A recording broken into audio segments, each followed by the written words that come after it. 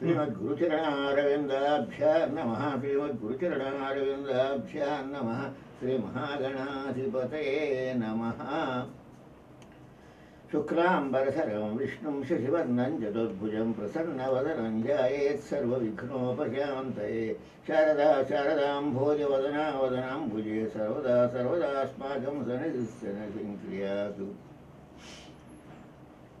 మహాజనులారా, మనం దేవీ భాగవత ప్రవచన కార్యక్రమంలో 5వ రోజు కార్యక్రమం తిరుపతి వెంకట కవుల చేత ఆంధ్రీకరింపబడినటువంటి దేవీ భాగవతంలోని పద్యాన్ని పురస్కరించుకు సందర్భోచితంగా చదువుతూ మనం ఈ కాలక్షేపం చేస్తున్నాం.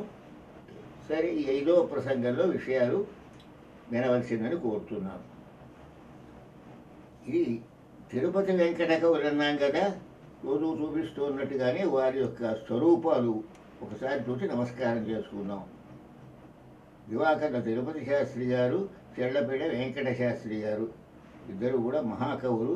ఇంకవీంద్ర ఘట పద్యాన బిరుదాంకితులు, అష్టావధాన శతావధానాలతో దేశానంతని ఉర్రూతులైదించినటువంటి మహాకవులు, మహాప్రతిభావంతులు, మహాపాండిత్య సమేతులు.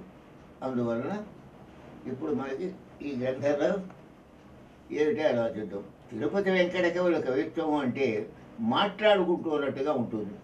శ్రవణానందం అని ఒక కావ్యం రాశారు వారు. అందులో ఒక వ్యక్తి తాను వేశ్యాలంపటుడై తర్వాత జ్ఞానం తెచ్చుకుని తన మనస్సుకి బుద్ధి చెబుతూ ఉన్నట్టుగా పద్యం రాశారు. చెడపేట వెంకట శాస్త్రి గారు, దివాకర్ తిరుపతి, శ్రవణానందం దాని పేరు. ఆ పద్యం వినండి ఎలా ఉంటుందో.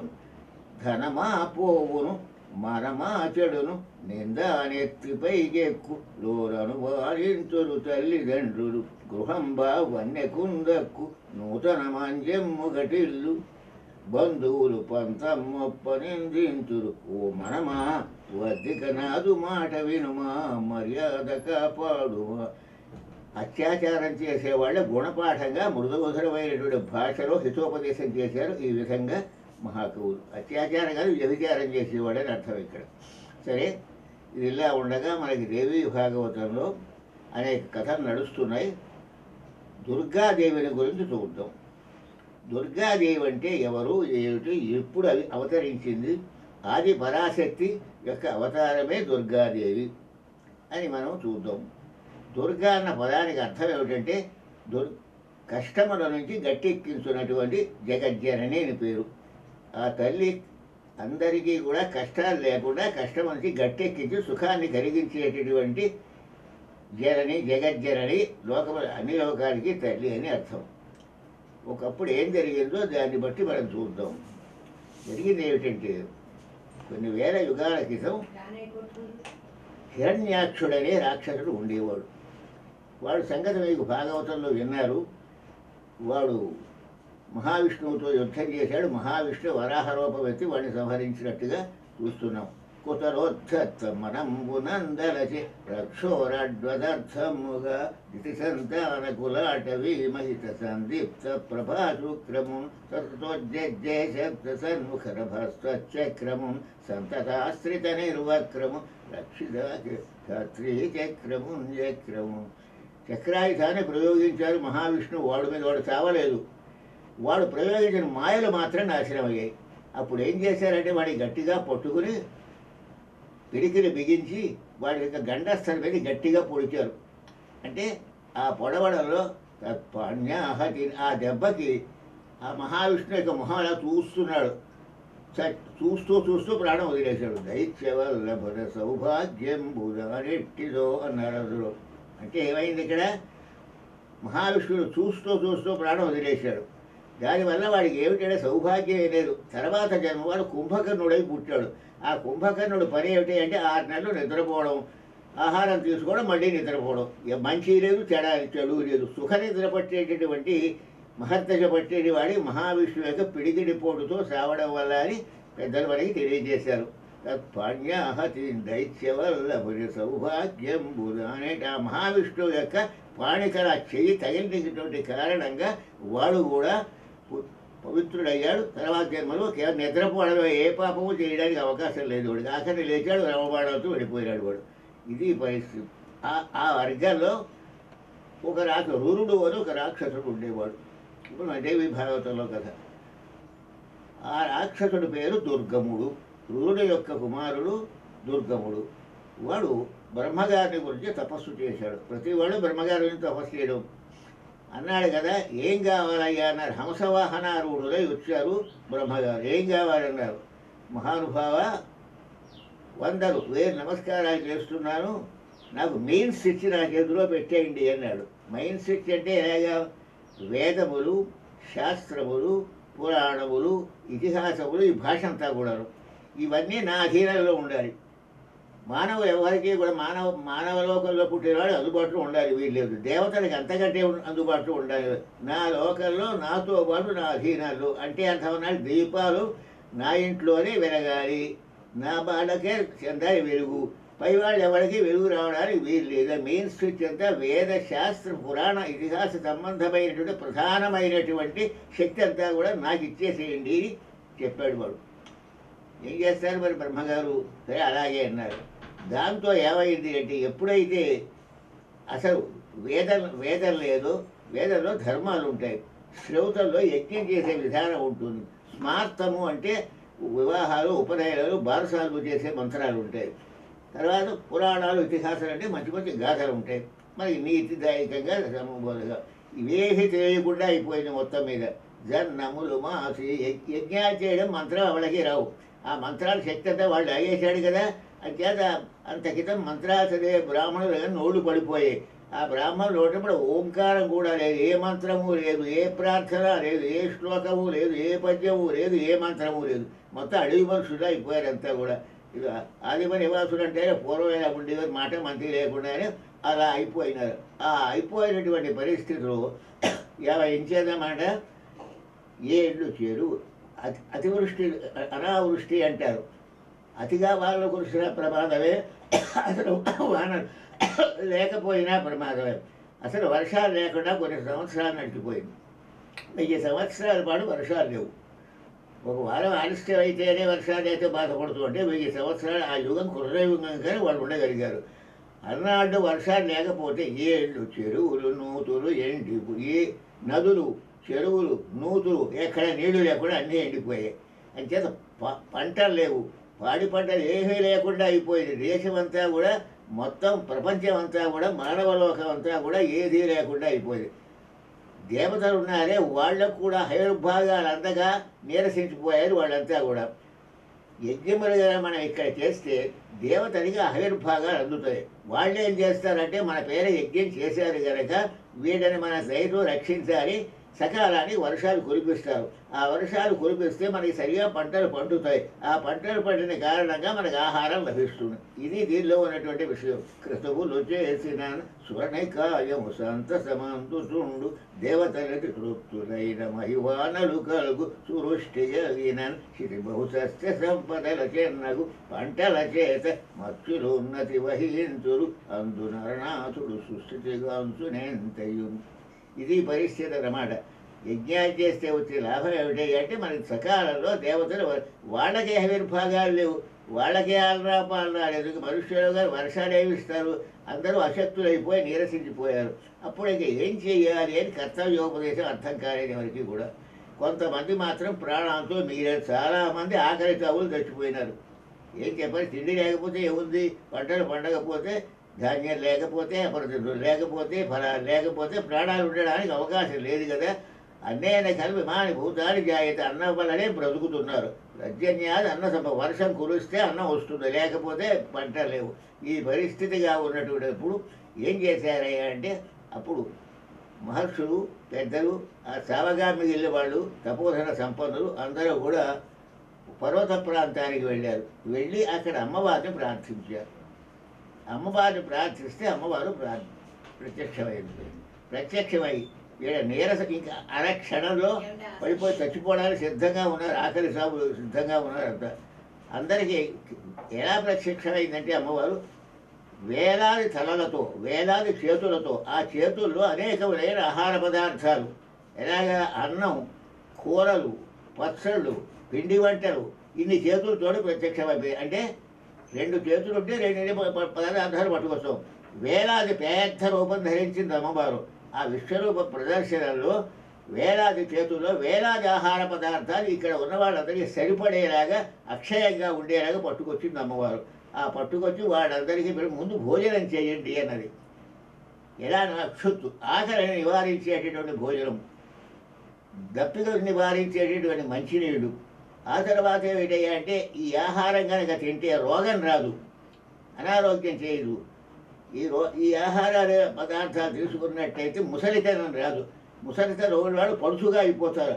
ఆ అన్నం తినేసరికి అక్కడ ముసలివాళ్ళు కూడా పడుచువాళ్ళగా, వృద్ధాలకి మరణం ప్రాయం వాళ్ళు కూడా పడుచువాళ్ళగా అయిపోయినారు. ఇప్పుడు అలాంటి సాధారణ మన మనుష్యలోకంలో అయితే వృద్ధులు కూడా పడుచువాళ్ళు అయిపోతారు. అందుచేత ఆహారం తినేసరికి ఈ ఆహారం పెట్టింది అమ్మవారు. అమ్మవారు పెట్టిన ఆహారం తీసుకుని అందరూ కూడా బలసంపన్నులు అయినారు, చక్కగా స్తోత్రం చేశారు. ఆ స్తోత్రం చేయడంలో అన్నారు కదా, నీ పేరు శాకంభరి అని సేవిస్తున్నావు అన్నారు. శాకం విభక్తి ఇది శాకంభరి, కూరలో పట్టుకొని వచ్చేది. అంటే కూరని అన్నం లేదని అర్థం కాదు. ఒరే అన్నం తినరా అంటే మనం ఎవరినైనా అన్నం తినరా అంటే అన్నం ఒకటి ఎవడో తిండు, అందులో కూర కలుపుకుంటాడు, పచ్చళ్ళు కలుపుకుంటాడు, పులుసు వేసుకుంటాడు, తేలు వేసుకుంటాడు, మధ్య వేసుకుంటాడు, ఇవన్నీ. కానీ మన వ్యవహారం ఎలా అంటే అన్నం తినరా అంటే కేవలం అన్నం ఎవరో తినరా. అలాగనే కూరలు పట్టుకొచ్చింది అంటే అన్నము, కూరలు, పచ్చళ్ళు, ఇతరమైన పదార్థాలు అన్నీ పనస్తరణతో సహా, అన్నీ మామిడి పండ్లతో సహా అన్నీ పట్టుకొచ్చింది అమ్మవారు. అది దాని అర్థం. అనేక కూరల్ని, అన్నంతో సహా కూరల్ని, పచ్చళ్ళని, వివిధమైనటువంటి మొదలు ఫలాన్ని అన్నింటినీ పట్టుకొచ్చి వాడికి పెట్టడం కారణం వల్ల ఇన్నాళ్ళు తిండి లేనటువంటి పరిస్థితుల్లో ఆహారం తీసుకుని బలసంపన్నులయ్యారు ఆ వచ్చినటువంటి వాళ్ళంతా కూడా. చక్కగా ఓపికొచ్చింది వాడికి. ఇది తెలుసుకున్నాడు ఆ దుర్గముడు అనేటటువంటి రాక్షసుడు. వాడు చాలా దుష్టుడు కదా. ఓహో వీళ్ళంతా అక్కడ ఆశ్రయించారా అని అక్షోహిణీ సేనతోటి వచ్చాడు. ఆ అక్షోహిణీ సేనతోటి వచ్చి అమ్మవారితో యుద్ధం చేశాడు. ఆ అమ్మవారితో యుద్ధం చేస్తుంటే వాడి క్షణకాలంలో సంహరించింది. ఈ వేలాది ముఖాలు ఉన్నాయి కదా అమ్మవారికి, ఆ వేలాది ముఖాలు, వేలాది నేత్రములు ఉంటాయి కళ్ళలోంచి. ఆ కళ్ళల్లోంచి పెద్ద వర్ష కుంభవృష్టి కురిసిపోయింది. అంటే అంత అదివరకు ఏళ్ళు, చెరువులు ఎండిపోయాయి కదా. అమ్మవారి యొక్క నేత్రాల్లోంచి వచ్చినటువంటి నీళ్ల కారణంగా ఎండిపోయినటువంటి చెరువులు, సరస్సులు, నూతులు, నదులు అన్నీ కూడా నీటితో నిండిపోయాయి. క్షణకాలంలో 5 నిమిషాల లోపల మొత్తం ప్రపంచం అంతా అన్ని జలాశయాలతో నిండిపోయింది. ఇంకెక్కడ నీటికి తడుకోక్కర్లేదు. ఆ విధంగా సస్య సంపన్నం చేసేది. అందుచేత ఇక్కడ ఏమన్నా ఇందాక కూరలన్నీ పట్టుకొచ్చింది, అన్నం పెట్టింది కనుక శాకంభరి అన్నారు. ఇక్కడ శతాక్షి అని పేరు పెట్టి వందలాది నేత్రములతో వచ్చి ఆ నేత్రములలో నుండి నీటిని కురిపించి దేశమంతా కూడా ఏళ్ళు, చెరువులు, నూతులు జలంతో నిండిపోయేలా చేసి జల సమృద్ధం చేసేవు కనుక నీకు శతాక్షి అని పేరు పెడుతున్నావు అన్నారు. శతాక్షి, శాకంభరి, శేఖర వల్లభేతి శ్లోకాలు కూడా ఉన్నాయి. అందుచేత దేశం సుభిక్షంగా రాక్షసుడిని చంపడం జరిగింది. ఈ దుర్గాదేవి యొక్క విశేషం ఏమిటి అంటే కష్టం ఉన్నది గట్టెక్కించడం చాలా గొప్ప విశేషం. పాపాలు పరిహారం చేయడం అదొక విశేషం. పాండవులు అజ్ఞాతవాసానికి వెడుతున్నారు. అస్తు వన్మనసా దేవీం దుర్గాం త్రిభువనేశ్వరీం అని మహాభారతంలో విరాట పర్వంలో ఉన్నది. అరణ్యవాసం పూర్తి చేసుకున్నారు. అజ్ఞాతవాసంలో ఎవరికీ తెలియకుండా ఉండాలి. ఈయన ధర్మరాజని తెలియకూడదు, భీముడని తెలియకూడదు, అర్జునుడని తెలియకూడదు, నకుల ద్రౌపదిని తెలియకూడదు. తెలిస్తే మళ్ళీ అరణ్యాజ్ఞాతవాసాలు చేయాలి. 12 అరణ్యవాసం ఏడాది. అందుచేత ఆ విధంగా అమ్మవారిని ప్రార్థించాడు. అమ్మవారిని ఎలా ప్రార్థించి, ఎటువంటి అమ్మవారు అంటే అక్కడ యశోదా గర్భ సంభూతం, యశోదాదేవి యొక్క గర్భం నుంచి అవతరించినటువంటి నందగోపకులే జాతం, ఆ నందగోపకులలో అక్కడ అవతరించింది అని చెప్పారు. అంటే అర్థం ఏమిటి, భాగవతంలో మనకి ఈ విషయం తెలుస్తుంది. కౌసుడనే దుర్మార్గుడు ఉన్నాడు కదా, వాడు తన చెల్లెలైనటువంటి దేవకీదేవి యొక్క సంతానాన్ని అంతనే కూడా చంపేసేసాడు. వాడు ఆ చంపేసినటువంటి సందర్భంలో ఏమైందంటే కృష్ణ పరమాత్మ మహావిష్ణువు ఏం చేశారు, నేను దేవకీదేవి గర్భంలో పుడతాను, నువ్వు అంటే యోగమాయాదేవితో చెబుతున్నారు, నువ్వు యశోద కడుపును జన్మించు, అక్కడి నుంచి వసుదేవుడు రాత్రికి నిన్ను తీసుకొచ్చి, అంటే నన్ను కృష్ణుడిగా అవతరించి నన్నేమో యశోద దగ్గరికి తీసుకుని వస్తాడు, దేవకి నుంచి ఆ ఆడుబిడ్డను తీసుకొని దేవకీదేవి దగ్గరికి తీసుకురావాల్సిందని ముందు చెప్పట్టే పెట్టాడు. ఆ యోగమాయాశక్తియే దుర్గాదేవి. అస్తు వన్మనసా దేవి యశోదా గర్భ సంభూతం, యశోద యొక్క గర్భం నుంచి జన్మించినటువంటిది. తర్వాత ఎలాంటిదంటే ఆకాశం ప్రతిగా విరీం. కౌతుడు ఏం చేశాడు? శిలాతడం నిక్షిప్తం. రాతి వేరేసి కొట్టబోయాడు. కొట్టబోతుంటే ఈ చంటిపిల్ల పైకి ఎగిరిపోయింది. ఆ ఎగిరిపోయినటువంటి పరిస్థితుల్లో కవస విద్రావణకరీం కవసుడిని హెచ్చరించింది. భాగవతంలో మంచి పద్యం ఉంది ఇక్కడ. ఎలాగా అంటే తెంపరివై పొరింపొరిన దేవకి బిడ్డల చిన్ని కుర్రలను చంపిది ఇంతలోన ఉపశాంతి వహింపగా రాళ్ళ మీద నొప్పించి విసిరు ఇది వీరవై నా సరసంజ నుంచి నేను చంపెడి వీరుడు కదస సత్కృతిరోంజడి వాడు దుర్మతి. ఏరా దేవకి పిల్లని చంపేసావు నువ్వు అని వాడిని హెచ్చరించి నేను చంపేవాడు వేరే పుట్టి పెరుగుతున్నాడే అని చెప్పి అంతర్ధానం అయిపోయింది. కంస విద్రావణకరీం కంసుడి భయపెట్టి వెళ్ళిపోయింది. అలాంటి ఎవరు అంటే ఆ యోగమాయాదేవి ఎవరు అంటే ఈ దుర్గాదేవి యొక్క అవతారమే. ఇది ఇంతకీ వరకు భాగవతంలో చెప్పబడినటువంటి కానీ ఈ కథ కనుక కలుపుకున్నట్టయితే ఆ దుర్గాదేవియే ఈ రూపంలో యోగమాయాశక్తి రూపంలో ఇక్కడ అవతరించినటువంటిదై ఇక్కడ కంసుడిని హెచ్చరించిందనే విషయం మనం తెలుసుకోవాల్సిన అవసరం ఉన్నది.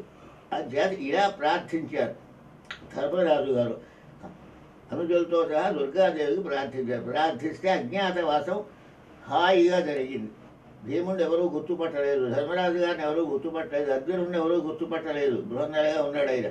నకుల సహదేవ ఎవరిని గుర్తుపట్టకుండా దుర్గాదేవి యొక్క వర దుర్గే దుర్గాధర స్వభో దుర్గా అన్న పేరు సార్థకం చేసుకో, నువ్వు కష్టం ఉన్నది గట్టెక్కించేది దుర్గాదేవి అనే పేరు సార్థకం చేసుకోవలసింది అని మమ్మల్ని అజ్ఞాతవాసంలో ఎవరు గుర్తుపట్టకుండా అనుగ్రహించే పరిస్థితిని పరికల్పన చేయవలసిన ధర్మరాజు గారు ప్రార్థించినట్టుగా సంస్కృత భారతంలో వ్యాసప్రోక్త భారతంలో ఉన్నట్టు ఆ శ్లోక పాదాలు మాత్రం చదివాను.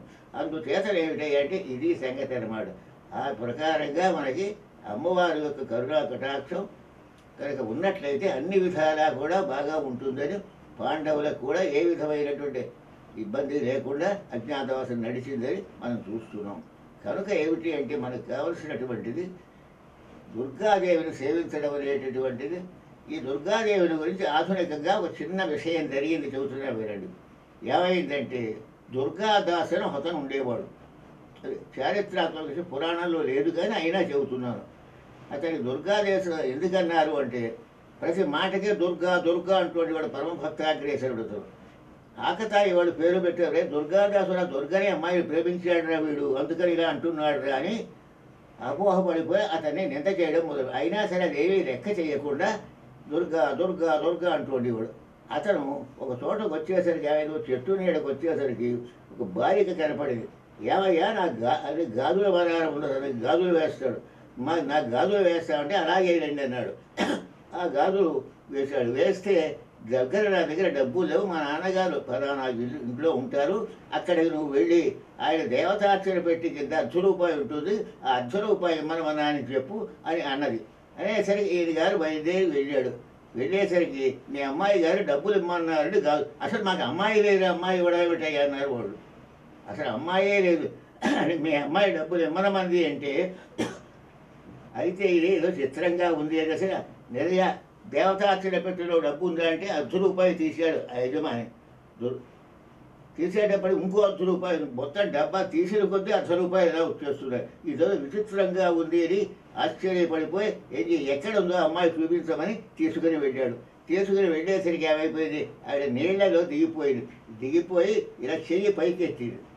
అనేటప్పటికి దుర్గాదాసుకి అర్థమైంది అంటే అమ్మవారికి గాజులు వేశారు, ఎంత ధన్యాత్ముడు అన్నాడు. అప్పుడు ఆ యజమాను ఉమాపద భట్టాచార్య ఆయన పేరు. దుర్గాదేవి ఇతనికి దర్శనం ఇచ్చిన అదృష్టవంతుడి దుర్గాదాసు, నాకు ఆ భాగ్యం లేకపోయింది అని అసలు వాసపడ్డాడు. ఇద్దరూ కూడా దుర్గాదేవి అనుగ్రహానికి పాత్రులై మంచి పుణ్యలోకానికి వెళ్ళినట్టుగా ఇది ఒక వ్యాసం అనేది ప్రచారంలో ఉన్నది. అంటే దుర్గాదాస్ అనేటటువంటి కథ అంత భక్తి కలిగినటువంటి వాడు. అంటే దుర్గాదేవి ఈ కలియుగంలో కూడా అలా ప్రజల్ని రక్షించినట్టుగా ఒక చిన్న ఉదాహరణగా దీన్ని మనం తీసుకుంటున్నాం. ఈ ప్రకారంగా ఏమైంది అంటే దుర్గాదేవి యొక్క మహాత్మ్యం పాండవుల విషయంలో అయితే, దుర్గాదాసు విషయంలో అయితే, అక్కడ ఎక్కడైతే అన్ని చోట్ల కూడా ప్రసారంగా ఉంటూ ఉన్నది. ఈ సంగతి ఇలా అట్టే పెట్టి కొంచెం ముందుకు పెడదాం మనం, ఇంకొక శ్లోకి పెడదాం. ఈవేళ గంజాల పూర్ణిమ, గంజాలు వేసుకోవాలి బ్రాహ్మణ క్షత్రియ వైశ్యుల వరకు. నాలుగో వారికి దంచాలు వేసుకోక్కర్లేకపోయినా కానీ భగవంతుడు స్మరించుకుంటే హయగ్రీవ స్వామి వారిని కనుక ఈ వేళ కనుక ఇతర వర్ణాలు స్మరించుకుంటే వీళ్ళకి వచ్చే పుణ్యలోకాలు వాళ్ళకు కూడా వస్తాయి. వేద విహితంగా అంటే బ్రాహ్మణులు, క్షత్రియులు, వైశ్యులు ఈ ముగ్గురు మాత్రం దంచాలు ఈవేళ వేసుకోవాలి. ఎందుకు వేసుకోవాలో దీని సంగతి ఏమిటో మనం పరిశీలన చేద్దాం. దేవి భాగవతాన్ని పురస్కరించుకుని గంజాల పూర్ణ పంచాంగంలో ఉంది చూడండి. పైగా ఏమిటి యాజ్ఞవల్క్యుడు హయగ్రీవ జయంతి అని ఉంటుంది. హయగ్రీవ జయంతి అని పేరుంటుంది. ఉపాకర్మ అని కూడా పేరుంటుంది. ఉపనయనం అయినటువంటి వాళ్ళకి అంటే ఎలాగ చైత్ర మాఘాది పంచకం మొదలుకొని జ్యేష్ఠమాసం చివరి లోపల ఉపనయనం అయినటువంటి వాళ్ళకి ఏమిటంటే వేరే సంస్కార ప్రక్రియ చేస్తారు. దాని పేరు ఉపాకర్మ అని పేరు. ఆ ఉపాకర్మలో మళ్ళీ ఉడుగు చేసినంత పని ఉంటుంది. అది ఆ ప్రకారంగా అలాంటి మంత్రతంత్రాలతో చేయవలసినటువంటిది అదొక కార్యక్రమం. తర్వాత నూతనంగా యజ్ఞోపవీతాలు వేసుకోవాలి. సరే, ఎందుకు వచ్చిందో ఈ విషయాలు ఏమిటో మరి దేవి భాగవతం ఎలా ఉందో దాన్ని మనం పరిశీలన చేద్దాం. పూర్వకాలంలో ఒకప్పుడు చిత్రమైన సన్నివేశం జరిగింది. ఎలాగా అంటే దేవతలు మానవుల చేత యజ్ఞం చేయించాలి అనుకున్నారు. యజ్ఞం ఎందుకు చేయించాలో చెప్పాను కదా. యజ్ఞం చేయించడం వల్ల దేవతలకి ఆవిర్భాగాలు అందితే వాడు సంతోషించి మనుష్యలోకంలో పంటలకు కావలసినటువంటి వర్షాలు ఇస్తుంది. ఏదైనా వృష్టి భయంబు నాస్తి అతివృష్టి సువృష్టి గటిల్లు పుష్టి. అతిగా వర్షాలు కురిసినా పంటలు పాడైపోతాయి, వర్షాలు లేకపోయినా పాడైపోతాయి. అలా కాకుండా సకాలానికి మృగశిరాప్రవేశం అయ్యేసరికి వర్షం కురిసి చక్కగా నెలకి 3 వర్షాలు కనుక కురిస్తే పంటలు బాగా పండుతాయి కనుక ఆ రకమైనటువంటి పరిస్థితి కలగాలి అంటే యజ్ఞాలు చేయాలి. యజ్ఞములు దేవతలు స్వయంగా చేయరు. ఏం చేస్తారు, మనుష్యుల చేత చేయించడానికి అవకాశం కలిగిస్తారు. అంచేత మనుష్య లోకంలో యజ్ఞాలు జరిపించినట్టయితే మనకి ఆవిర్భాగాలు అందుతాయి. తద్రీత్యా మన వాళ్ళకు కూడా సురుష్టి కలిగించి ఉపకారం చేయొచ్చు అనేటటువంటి తాత్పర్యంతో ఏం చేశారయ్యా అంటే యజ్ఞం చేయించాలని సంకల్పం కలిగింది. యజ్ఞపురుషుడు మహావిష్ణువుతో చెప్పకుండా యజ్ఞం చేయకూడదు. ఇచ్చేదంటే శిశుపాలుడు ఆక్షేపించాడు. ఇతను ఎందుకు పూజ చేశాడు, యజ్ఞపురుషుడు కనుక పూజ చేస్తామని భీష్ముడు చెప్పినట్టుగా మనకి విశేషాలు భారతంలో కనపడుతూ ఉంటాయి. అంటే యజ్ఞపురుషుడు ఎవరయ్యా అంటే యజ్ఞానికి సర్వాధికారి శ్రీ మహావిష్ణువుతో చెప్పకుండా యజ్ఞానికి సంకల్పించడానికి అవకాశం లేదు. అసలు యజమాని అయినా అప్పుడు వీళ్ళు ఏం చేశారంటే మహావిష్ణువు ఎక్కడ ఉన్నాడు అనుకున్నారు. ఆ క్షీరసాగర తీరాన్ని ధనుస్సు తలగడాగా పెట్టుకొని నిద్రపోతున్నాడు అన్నారు. అక్కడికి వెళ్ళి చప్పట్లు కొట్టారు. ఆయన అలాగే పడుకుని ఉన్నాడు. ఇదంతా లోక విడంబనార్థం. పడుకోవడం ఏమిటి విషయం అంతా అంటే లోక సంగ్రహార్థం.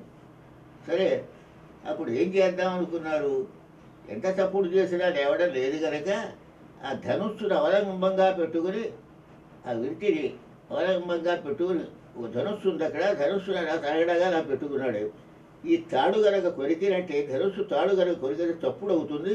ఆ చప్పుడుకి మహావిష్ణువు నిద్ర నుంచి లేస్తారు అని ఊహ కలిగింది దేవతలకి. అయితే ఏం చేయాలి, దాన్ని ఎలాగప్పుడు ఒక పురుగు వెళ్ళి ఆ ధనుస్సు యొక్క త్రాడును కొరికేస్తే దాని వలన ఆయనకి మెడుకు వస్తుంది ఆ చప్పుడుకి అని ప్లాను. సరే, అప్పుడు ఏం చేశారంటే బ్రహ్మగారు ఒక పురుగును సృష్టించారు, ఒక చిన్న పురుగు లాంటిది. అప్పుడు ఆ పురుగు మాట్లాడేది. పూర్వకాలంలో జంతువులు, పక్షులు, క్రిమికీటకాదులు మాట్లాడేవి మనుష్య భాషలతో. కలియుగంలో లేదు. ఈ రోజుల్లో మనకి కేవలం మనతో మాట్లాడవు, ఇతరమైన జంతువులు మాట్లాడవు. చిలక చెప్పిన మాట పలుకుతుంది తప్ప కొత్తగా మనతో ఏం మాట్లాడదు.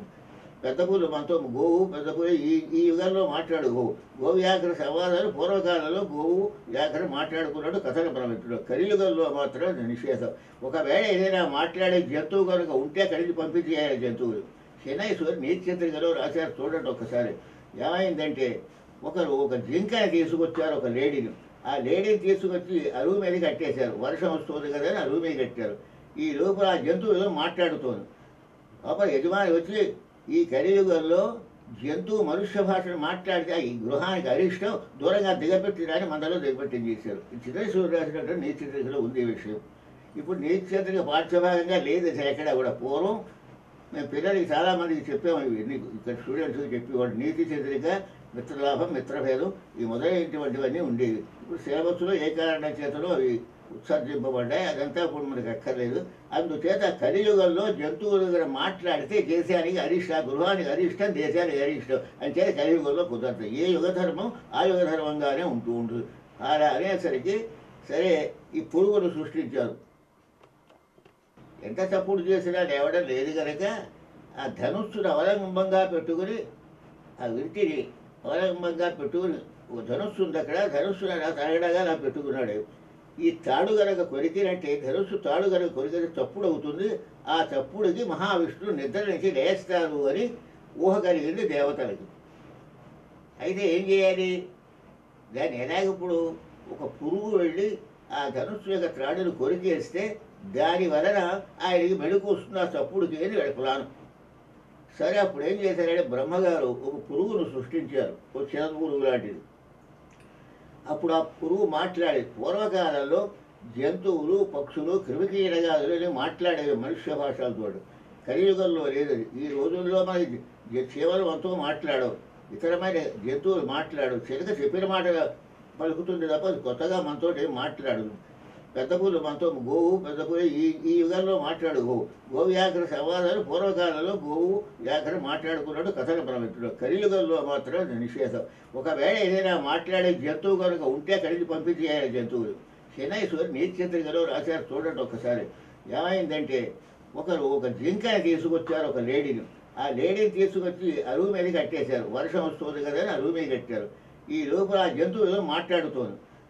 అప్పుడు యజమాని వచ్చి ఈ కలియుగంలో జంతువు మనుష్య భాషను మాట్లాడితే ఈ గృహానికి అరిష్టం, దూరంగా దిగబెట్టిరాని మందలో దిగబెట్టింది చేశారు. చిత్రశూరు రాసినటువంటి నీతిచంద్రికలో ఉంది విషయం. ఇప్పుడు నీతిచంద్రిక పాఠ్యభాగంగా లేదు ఎక్కడ కూడా. పూర్వం మేము పిల్లలకి చాలామందికి చెప్పాము, ఇవి ఇక్కడ స్టూడెంట్స్కి చెప్పేవాడు. నీతిచంద్రిక, మిత్రలాభం, మిత్రభేదం ఈ మొదలైనటువంటివన్నీ ఉండేవి. ఇప్పుడు సిలబస్లో ఏ కారణం చేతలో అవి ఉత్సర్జింపబడ్డాయి. అదంతా ఇప్పుడు మనకు అక్కర్లేదు. అందుచేత కలియుగంలో జంతువుల దగ్గర మాట్లాడితే దేశానికి అరిష్టం, గృహానికి అరిష్టం, దేశానికి అరిష్టం అని చేత కలియుగంలో కుదరదు. ఏ యుగధర్మం ఆ యుగధర్మంగానే ఉంటుంది. అలా అనేసరికి సరే ఈ పురుగును సృష్టించారు. మహావిష్ణువు నిద్రపోతూ ఉంటే ఆయన యొక్క ధనుస్సు యొక్క త్రాటిని కొరకడం కోసం బ్రహ్మగారు పురుగును సృష్టించారు. అయితే ఆ పురుగు మాట్లాడుతూ ఉన్నది. నన్ను ఎందుకు సృష్టించారు అని అడుగుతున్నాను. ఎందుకు సృష్టించారు అంటే, నీ వల్ల ఒక పని ఉంది, ఆ మహావిష్ణువు నిద్రపోతున్నారు, ఆ త్రాటిని, ఆ వింటి త్రాటిని నువ్వు కొరకవలసింది అని చెప్పారు. నేను దొరికానేమిటి ఇప్పుడు చెడ్డ పని చేయడానికి ఆయన పురుగు తిరగబడింది. తల్లిన్ బిడ్డలవాయచేయుటయు నిద్రాభంగమున్ భర్తతో ఇల్లారేను విడదీయబూనుటయు దుష్కృత్య ప్రవృత్తిని కథాసల్లాపమ్ములక అంతరాయమును వికరించి అంతరాయకృతుడను సంధించుట చెల్లుంబోనిది బ్రహ్మహత్యకు ఇవి నాచే చేయగా చూతురే. తల్లిని బిడ్డని వేరు చేయడం మహాపాపం, నిద్రని చెడగొట్టడం మహాపాపం. నిద్రపోతూ ఉంటే నిద్ర చెడగొట్టడం మహాపాపం. భర్తతో ఇల్లారి భార్యాభర్తను విడదీయడం మహాపాపం. కథ ఏదైనా పురాణ కథలు, ఉపన్యాసాలు చెడగొట్టడం అదో మహాపాపం. అంటే ఇంకా ఏమిటి అంటే కథాచలాపంబుల అంతరాయకుతులను సంధించుట ఇవన్నీ బ్రహ్మహత్యా దోషానికి సమానం. అంటే నేను విష్ణుమూర్తి యొక్క నిద్ర భంగం చేయడానికి వింటి త్రాడును కొరికితే నాకు పాపం వస్తుంది, ఈ పాపం అంతా నామే పెడతారా మీరని దేవతల మీద తిరుగుబాటు చేసింది. ఇది చిత్రం. ఇది చిత్రంగా ఉంది. తల్లి బిడ్డని వేరు చేస్తే పాపమే, భార్యాభర్తలు విడ చేస్తే నిద్రాభంగంలో తప్పే ఉంది. అంత దానికి ఇది సంబంధం ఏమిటి అని మనకి అనిపిస్తుంది. నిద్రని చెడగొట్టావు, దానివల్ల పెద్ద నష్టమేముంది? తల్లి బిడ్డని వేరు చేస్తే భార్యాభర్తలు విడగొడితే, లేకపోతే పురాణ కథను చెడగొడితే అందులో నష్టం ఉంది కనుక కనబడి నిద్రాభంగం చేసే నష్టం ఏముంది అంటే ఇక్కడ వేదాంతంలో ఒక మాట చెప్పారు. మన మనస్సు ఉన్నదే, ఈ జీవుడు ఉన్నాడు కదా, సుషుప్తి అవస్థలో ఏం జరుగుతుంటే స్వప్నావస్థలో కానీ సుషుప్తి అవస్థలో కానీ శరీరం నుంచి వేరే క్షేత్రజ్ఞ విభాగాల ప్రకారంగా మూల అవిద్యలో లీనమవుతుంది. అవిద్య అనేటటువంటిది దానికి మూల అవిద్య వేరే ఉంది. అంటే ప్రపంచం అంటే తెలుస్తోంది కానీ భగవంతుడి గురించి తెలియకపోవడం అవిద్య అని పేరు. ఈ అవిద్యలో ప్రపంచము తెలియదు, నిద్రపోయేవాడికి భగవంతుడి గురించి తెలియదు. కానీ ఏం జరుగుతుంది అంటే ఈ జీవుడు మూల అవిద్యలో ఉంటాడు. మూలా విద్య ఎవరు అంటే యా దేవి సర్వభూతేషు నిద్రారూపేణ సముస్థిత. నిద్రారూపంలో అమ్మవారు ఉంది. అమ్మవారు తల్లి ఇది. ఈ జీవుడు వెళ్ళి ఎక్కడ ఉన్నట్టు నిద్రపోయేవాడు అమ్మవారి ఒడిలో నిద్రపోతున్నాడు. నువ్వు కనుక నిద్రాభంగం చేస్తే అమ్మవారి జగజ్జనని అయినటువంటి అమ్మవారి ఒడిలో నుంచి పిల్లవాడిని వేరు చేసిన దోషం వస్తుంది. అంచేత నిద్రాభంగం దోషమని మరి భాష్యంలో ఉంది. అది కారణం. నిద్రాభంగము నేను దొరికానేమిటి, నేను చేయను బొమ్మను. మరి ఎలా అన్నారు? ఇంతగా అక్కడ వీక్ పాయింట్ ఎక్కడో కూడా దొరుకుతుందని వాళ్ళకి.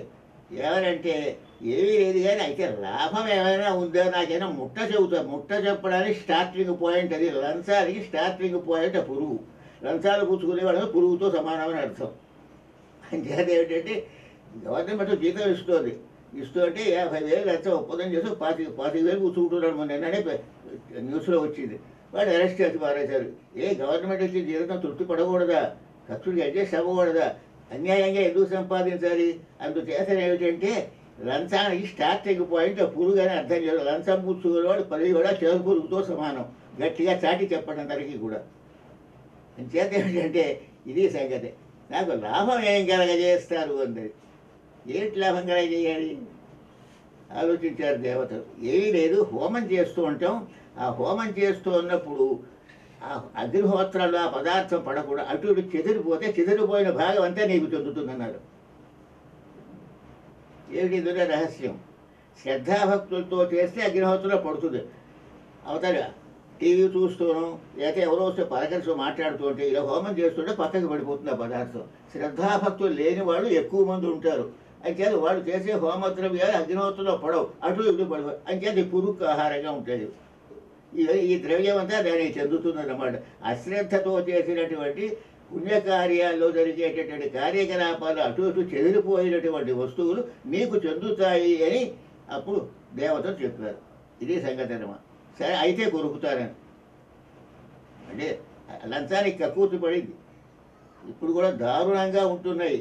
గట్టిగా ఖండించి చెప్పేటువంటి పౌరాణికులు పూర్వకాలంలో నండూరు సుబ్రహ్మణ్య శాస్త్రి గారు లంచగొండితేనే నిశ్చిత విమర్శించుకున్నారు. వాళ్ళు ఆయన మాటలు వినేసరికి మళ్ళీ లంచం పుచ్చుకోకూడదని అధికారులు కూడా బుద్ధి పుట్టింది. ఓ చోట విజయవాడలో నేను సభలో చూశాను. ఈ జన్మలో మీరు లంచం పుచ్చుకోవండి అని చెప్పి వాళ్ళు వాగ్దానం చేసి మరి అలాగే ప్రవర్తించారు. అంచేత పురాణ కథల వలన ఉపన్యాసాల వలన మనస్సు నాటుకునేటువంటి పరిస్థితిగా ప్రవచనం జరిగితే మనుషులు మారడానికి అవకాశం ఉంది తప్పకుండా. అందుచేత లంచానికి స్టార్టింగ్ పురుగుల గురించి చెప్పుకున్నాం మనం. అప్పుడు కొరికింది అది. నాద ముఖండు పిక్కటిని ఏమైంది? ఆశానాగమ్ములు సంచరించి ధరణి చక్రంబు. ఈ భూమంతా కదిలిపోయింది. పర్వతాలన్నీ అల్లకల్లో నభస్థానం మల్లనాడే. ఆకాశవంతాల కొన్ని దిక్కులు ప్రతిధ్వానంబునని గర్జిన. దిక్కులంతా రీసౌండ్ ఇచ్చేసాయి. అలాగే పర్వతాలు ఉంటాయి. హిమాలయ పర్వతం, వింధ్య పర్వతం, మహేంద్ర పర్వతం, ఇలాంటి పర్వతాలన్నీ కూడా వంగిపోయాయి. అంటే ఆ చప్పుడుకి, ఆ వింటి నారి చప్పుడుకి ఒక్కసారిగా ఏమైందని నాద ముఖండు పిక్కటి పెద్ద చప్పుడు అయింది. ఆ చప్పుడుకి ఆశానాగంబులు సంచరి దిగ్గజాలు అలకల్లో కదిలిపోయినాయి. భూమంతా గిరగిరా తిరిగిపోయింది. భూకంపం వచ్చేసింది. ఇలా ఉత్పాతాలు బయలుదేరి ప్రపంచం అంతా అల్లకల్లోలమైపోయింది. ఇది పరిస్థితి. ఆనాడు వీడు మోక్షములకు వెళ్ళి ముసలెత్తుకుపోయింది అన్నట్టుగా చప్పుడైతే విష్ణుమూర్తి వేస్తాడు అనుకునేదానికి చప్పుడు అయింది. కానీ ప్రపంచం అంతా అల్లకల్లో అంతటితో ఆగలేదు. అలాగే ఎచ్చటికో ఎగిరిపో విష్ణుమూర్తి యొక్క అయితే లేచాడా నిద్ర నుంచి చూస్తున్నారు దేవతలు. పరకాయించి చూశారు. అసలు విష్ణుమూర్తి గారు తలకాయ కనపడలేదు. ముందు విష్ణుమూర్తి తలకాయ వెళ్ళిపోయింది. ఆ తలకాయ ఎక్కడికి పోయిందో తెలియదు, ఎందుకు పోయిందో తెలియదు, ఎందుకు వెళ్ళిపోయిందో తెలియదు. ఆ శిరస్సులకు మొండెం మాత్రం ఉంది. ఈ కథ కనుక మనం కనుక చెప్పినట్టయితే విష్ణు భక్తులకు ఒళ్ళు మండిపోదు. మా విష్ణుమూర్తి కథ తెగిపోయిందంటేవా నువ్వు? ఎక్కడ ఉందంట? ఇదిగో పద్యాలు, ఇదిగో శ్లోకాలు మనం చూపిస్తున్నాం. దేవి భాగవతంలో ఉన్నాయి. అంటే ఆ దేవతల కథని ఎలా తీసుకోవాలో అలా తీసుకోవాలో దురాగ్రహానికి వెళ్ళకూడదని నేను అర్థం. దాని అంతరార్థం ఉంది ఇందులో. అప్పుడు ఏమైపోయింది? ఆయన శిరస్సు ఎగిరిపోయింది. ఎక్కడికో ఎగిరిపోయేసరికి ఏం చేస్తారు? ఎవరిని ప్రార్థించాలి, ఎవరిని ఏం చేయాలి? ఆది పరాశక్తిని ప్రార్థిస్తే ప్రయోజనం ఉంటుంది అనుకున్నారు. అప్పుడు ఆది పరాశక్తిని ప్రార్థిస్తే అంటే దేవతని భయం వేసింది. ఎందుకు భయం వేసిందంటే అసలు మీరు మంచి చెడ్డ ఆలోచనతో కూడా ధనుస్సు అయిన తెరగడా పెట్టుకుంటే అది కొరకి ఆ పురుగులు సృష్టించడం కొరకమండం ఏమిటి, దెబ్బ తగులుతుంది, మీకు జ్ఞానం లేదా అని శివాట్లు పెడుతుంది అమ్మవారిని, భయవేసింది వీళ్ళకి. అప్పుడు ఏం చేశారయ్యా అంటే వేదమాతల్ని పిలిచారు. వేదములు అంటే మన వేదాలు తాటాకులు చదువుతూ ఉంటారు, టీవీలో చూస్తూ ఉంటాం. అది పుస్తక రూపంలో ఉండడమే వేదం కాదు, అక్షరాల రూపంలో ఉన్నటువంటి వేదానికి అధిష్టాన దేవతామూర్తులు ఉంటారు. ఇప్పుడు ఇల్లు ఉంది, ఇంటికి అధిష్టాన దేవతామూర్తి ఉంటుంది. అలాగే ఆ మైకు ఉంది, దానికి అధిష్టాన దేవతామూర్తి ఉంటుంది. ఆ గోడ ఉంది, దానికి అధిష్టాన దేవతామూర్తి ఉంటుంది. ఆ చెట్టు ఉంది, దానికి అధిష్టాన దేవతామూర్తి, ప్రతిదానికి ఉంటుంది అధిష్టాన దేవతామూర్తి. ఆ దేవతామూర్తులు మాట్లాడారని అర్థం. ఆ కాగితాల్లో అక్షరాలుగా రాసినటువంటి వేదాలు మాట్లాడాయని అర్థం కాదు. అంతే వేద మాతలు మనకి వేద మంత్రాలు వినపడుతాయి. ఎవరు రాసినవిగో భగవంతుడి వాక్యాలు, ఆ వేదాలు మనకు వినపడుతూ ఉంటాయి. వేద మంత్రాలు ఈ చదవబడేటువంటి మంత్రానికి అధిష్టాన మూర్తిగా ఉంటారు. అలాగే ఋగ్వేదం, యజుర్వేదం, సామవేదం, అథర్వవేదం ఇలాంటి వేదానికి పురాణాలకి ఇతిహాసం ఆ స్త్రీమూర్తులంతా సాక్షాత్కరించి వేదం అమ్మవారిని ఆదిపరాశక్తిని స్తోత్రం చేశారు. తల్లి జగత్రజీభరణ దక్షకటక్షకడా విలాస ఉత్ఫుల్ల కమలతుల్యముఖి ప్రకృతి స్వరూపిణి పల్లవపాణి నిత్య శివభాగ్య విధాయిని సర్వరూప సంవేలిత దేహ దివ్య పదవి పరిపాసిని అని ప్రార్థించారు. జగత్రజీభరణ మూడు లోకాన్ని రక్షించేటువంటి జగజ్జననివి నీవు. అందువలన ఏమిటి అంటే ప్రపంచాలనే నీ మీద ఆధారపడి ఉన్నాయి. పాపహరం సర్వ పాపాలని పోగొడుతుంది నీ నామము, నీ స్వరూపం. అమ్మవారి యొక్క స్వరూపం కనుక కంటపడినా, లేక అమ్మవారి స్వరూపాన్ని మనం ధ్యానం చేసే వారి ద్వారా మనం తెలుసుకున్న పాపహరంబు పాపాలు మనం తెలియక చేసే పాపాలు ఉంటాయి, కొన్ని తెలిసి చేసే ఉన్నాయి. జ్ఞాతములు, అజ్ఞాతములు, అజ్ఞాతములు 3 రకాల పాపాలు ఉన్నాయి. తెలిసి తప్పు చేస్తాడు, అది జ్ఞాతము ఉంటారు, దానికి అనుభవించాలి తప్పదు. రెండవది ఏమిటంటే కొంత తెలుసు కొంత తెలియక చేస్తాడు, తెలిసిన దానికి అనుభవించాలి, తెలియంది క్షమార్పణ చెప్పుకుంటే భగవంతుడు దాంతో సరిపోతుంది. అజ్ఞాత అసలు ఏమీ తెలియకుండా చేసాడు, తప్పు తెలియదు, అటువంటి వాడు పాపాలు భగవంతుడు ప్రార్థిస్తే పశ్చాత్తాపడి భగవంతుడు ప్రార్థిస్తే జ్ఞాత అజ్ఞాత అయినటువంటి పాపాలన్నీ కూడా. అంచేత ఈ పాపాలన్నింటినీ కూడా పోగొట్టేటువంటి శక్తి నీకు ఉన్నదని అమ్మవారిని ప్రార్థించారు వేదమాతలు. పరిపాలన ఉండము, సమస్త లోకాన్ని పరిపాలించేటువంటి సామర్థ్యం నీకు ఉన్నది. ఆద్యం శ్రేష్టమైనటువంటి ఆగమ అంటే వేదముల్లోనూ శాస్త్రముల్లోనూ నిరంతరం ఉండేటటువంటి తత్వస్వరూపిణి నీవు. దర్శనకారే అంటే అమ్మవారి యొక్క విగ్రహాన్ని మనం చూసేటప్పుడు రూపగతంగా ఉంటుంది. ఆ రూపం మనం ఇలా ఉంటుందని భావన చేసి భావిస్తాం. అదే కాకుండా తత్వవిచారం చేసినట్టు సర్వగత, మీలో నాలో అంతటా కూడా అమ్మవారి స్వరూపం ఉంటుంది. అంచేతనే ఏమిటంటే సర్వవ్యాపకమైనటువంటి శక్తి కలిగినటువంటిది, వ్యక్తిగతంగా భక్తులకు దర్శనం ఇవ్వగలిగినటువంటిది, సర్వ అభీష్టాన్ని నెరవేర్చగలిగినటువంటి సామర్థ్యం కలిగినటువంటి నీ రూపు పితామహాదులు నిరూపణ చేయగలేరు శాంకరి అని పదం ప్రయోగించారు. ఏమిటి శాంకరి ఎండలో ఉద్దేశం ఏమిటి? దీనికి కూడా ఒక దేవీ పురాణం అని ఒక పుస్తకం ఉంది. జనమంచి శేషాద్రి శర్మ గారి కుమారుడు సుబ్రహ్మణ్య శర్మ గారు దాన్ని ఆంధ్రీకరించారు, వ్యాసప్రోక్త విషయాలు. అందులో కథ చెబుతున్నారు వినండి. ఎలాగా అంటే మనం ఒక బొమ్మ చూస్తూ ఉంటాం, ఆ బొమ్మలో ఏముంటుంది? అమ్మవారు నాట్యం చేస్తున్నట్టు కింద శివుడిని తొక్కేస్తున్నట్టు ఉంటుంది. ఇది శివుడిని తొక్కేయడం ఏమిటి? చాలామందికి అనుమానం వస్తుంది, అనేక రకాలు. కానీ ఆయన మాత్రం పురాణ వ్యాసప్రోక్తాన్ని ఆధారంగా చేసుకు రాశారు. ఆ విషయం మేము ముందు చూస్తున్నాం. బ్రహ్మ విష్ణు మహేశ్వరుడు ముగ్గురు కూడా అమ్మవారి యొక్క తత్వం తెలుసుకోవాలి అని కూర్చున్నారు. 3 చోట్ల వేరువేరుగా కూర్చున్నారు. బ్రహ్మగారు నిష్టగా కూర్చున్నారు, అమ్మవారిని తెలుసుకున్నారు. బ్రహ్మగారి దగ్గరికి వచ్చి అనేక ప్రదర్శనలు చేసింది అమ్మవారు. కానీ ఆయన భయపడిపోయి లేచి వెళ్ళిపోయినాడు. భయంకరంగా ఉంది, నేను ఇంత కృషి చేయలేదు, ధ్యానం చేయలేను. అలాగే మహావిష్ణువు దగ్గరికి వెళితే కూడా కొంతసేపు ఆగి ఇంకా నేను ఇక్కడ అనవసరం ఆయన వెళ్ళిపోయినాడు. శంకరుడి దగ్గరికి వచ్చింది.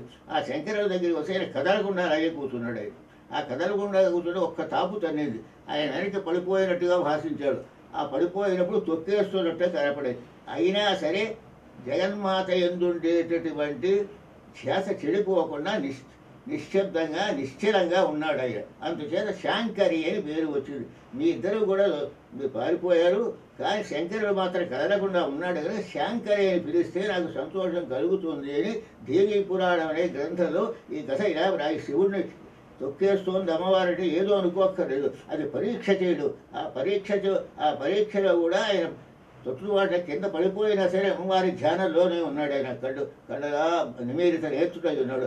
ఆ ఉన్నటువంటి పరిస్థితిని పురస్కరించుకుని ఈ ఫోటో వేశారు రవివర్మ గారు. అందుకే దీని అర్థం ఇదిగా కూడా మనం భావించవాలి. అంటే శాంకరి పిలవడంలో ఉద్దేశం అది. అంటే శంకర సంబంధమైనటువంటి నామంతో పిలిస్తే ఇంచేత ఆయన అమ్మవారి పరీక్ష ఆగ్గలిగాడు గనక, ఆయన తట్టుకున్నాడు గనక, అమ్మవారి మహిమేశ్వరుడు నిశ్చయంగా ఉన్నాడు గనక తత్కారణాన్ని పురస్కరించుకుని ఏం చేశారు అంటే శాంకరి అయిన నామం అమ్మవారి చాలా ప్రీతికరమైంది అని మనవాళ్ళు తెలియజేశారు.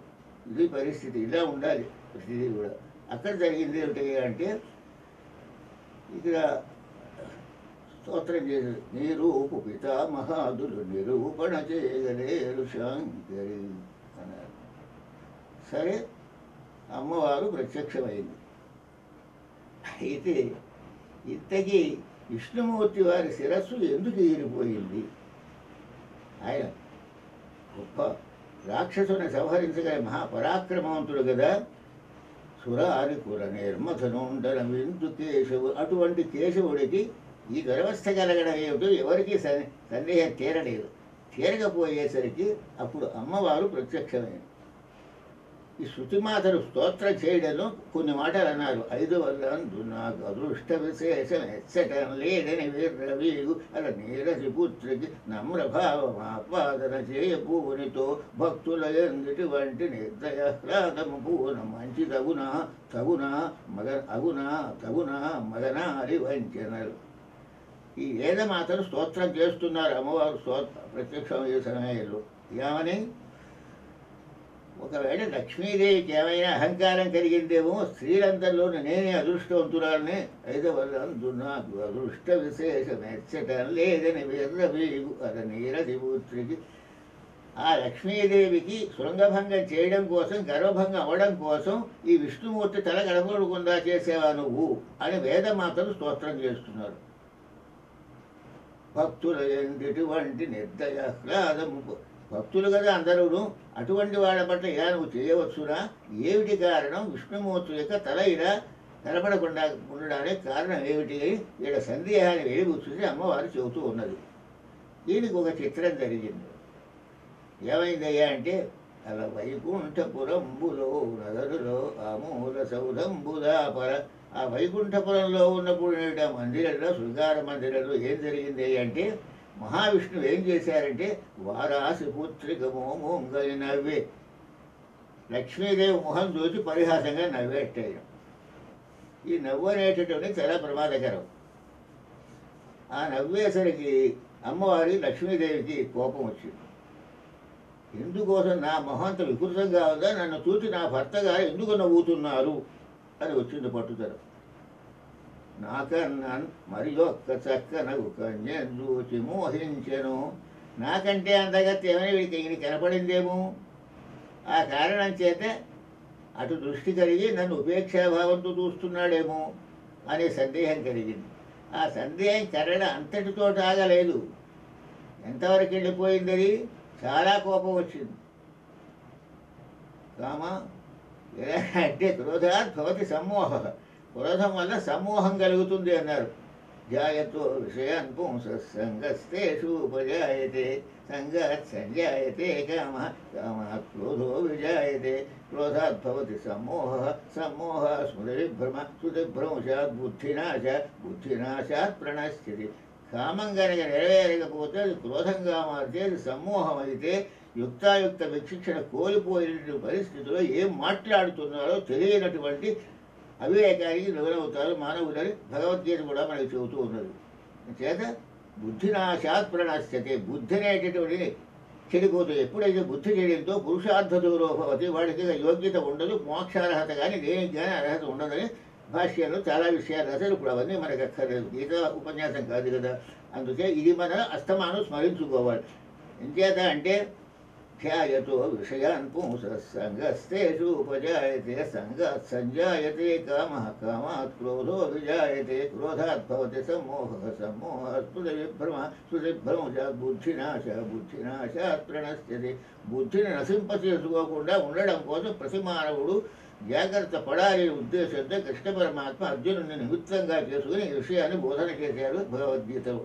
కనుక ఇక్కడ ఏమైపోయింది, యుక్తాయుక్త విచక్షణ కోల్పోయినది. ఎందుచేత మహావిష్ణువు యందు మంచి భావమే ఉంది, ఉన్నప్పటికీ కూడా క్రోధం కలిగింది. ఎందుచేత నాకన్నాను మరియొక్క చక్కనవు కన్యను చూచి మోహించెను. నాకంటే అందగత్తి కనపడటం వల్ల నన్ను ఉపేక్షాభావంతో ఇలా చూస్తున్నాడని అనుకుని అది కోపం. కోపం వేరు, క్రోధం వేరు. బాగా జాగ్రత్తగా అర్థం చేసుకోవాలి అందరూ. కోపం ఉండాలి, కోపం లేదే ప్రయోజనం లేదు. తన క్రోధమే తన శృతి శతకంలో ప్రాచీన ప్రతిలో వావిడ వారి ప్రతిలో తన క్రోధమే తన శత్రువు అని ఉంది. కోపం అన్న పదం అక్కడే. తర్వాత క్రోధన కోపం దిద్దేశారు వీడు. తర్వాత ప్రశ్నలో దిద్దేది. క్రోధం వేరు, కోపం అంటే పిల్లవాడు చదవడం లేదు, మందలిస్తేది కోపం. సరైన పద్ధతిలో అవతలాడు ప్రవర్తించడం లేదు, ఆవేశం తెచ్చు లోపల ఏమి ఉండదు. కానీ పైకి ఆవేశాన్ని బయట సంరంభి లోపల సంరంభి కార్యతంత్రంబులు గడ పైగా హడావిడిగా ఉన్నట్టుగా ఉంటుందో లోపల మాత్రం ఏ రకమైన ద్వేషము కూడా ఉండదు, ప్రతీకార వాంఛ ఉండదు. అలా కోపం మాత్రం లేకపోతే జగత్తులో వ్యవహారం నడవదు గనక ఆ సంరంభం అనేటటువంటిది ఉండడం అనేటటువంటిది అది యోగ్యమైనది అని కూడా కోపం అక్కడ సోదీశతకానికి వ్యాఖ్యానం రాశారు పెద్దలు. మేము చదువుకున్నాము. అది మొన్నటిదాకా మా ఇంట్లో ఉండేది. అంచేత కోపం ఉండకపోతే లోక వ్యవహారం నడవదు కనుక లోకంలో ఉన్నవాడికి క్రమశిక్షణగా మంచి బుద్ధితో మసులుకోవాలంటే కోపం అనేది ఉండాలి కనుక తన కోపము తన శత్రువు, తన క్రోధమే తన శత్రువు. క్రోధం అంటే ప్రతీకార వాంఛ. వాడిని అన్నాడు కనుక వాడిని నాశనం చేయాలి, ఆ అపకారం చేశాడు కనుక వాడిని రూపురేఖలు మార్చేసేయాలి, వాడిని సర్వనాశనం చేయాలి అనేటటువంటి ప్రతీకార వాంఛ ఉన్నది. అది ఆ క్రోధం ఉండకూడదు, కోపం ఉండవచ్చు. తండ్రి పిల్లవాడిని కోపపడతాడు, ఉపాధ్యాయులు పిల్లలు విద్యార్థులు కోపపడతారు, అలాగే పెద్దవాళ్ళు మందలిస్తారు. ఇవన్నీ అవసరమైన విషయాలు.